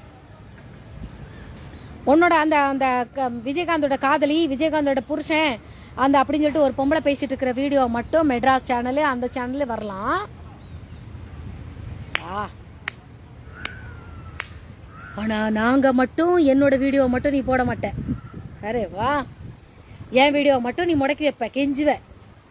இதுல இருந்தே நீ எனக்கு டார்ச்சர் கொடுத்தது, நான் தான் விஜயகாந்தோட முதல் பொண்டாட்டிங்கிறது நிரூபணம் ஆகுது. அம்மா எல்லாம் நிரூபணம் ஆகும், எல்லாம் ஆகும். வர்றான் ஒரு பெரிய புள்ளி ஒண்ணு கிளம்ப இறங்குது, ஒரு பெரிய புள்ளி கிளம்ப இறங்குது ஹேமாவதியை நிரூபிக்கிறதுக்கு. பெரிய புள்ளி கிளம்ப இறங்குது. ஹேமாவதி எத்தனை வருஷமா தேடிட்டு இருந்தாது நபர் கீழே இறங்குது, களம் இறங்குது. பிரேமலதா நீ ஜெயிலுக்கு போற, நீ போவடி உள்ள. நீ செஞ்ச பாவத்துக்கெல்லாம் விஜயகாந்த கொன்ன பத்தியா, விஜயகாந்த அடிச்சு அடிச்சு அடிச்சு அடிச்சு சித்திரவதை பண்ண பத்தியா, அதுக்கு நீ உள்ள போவ.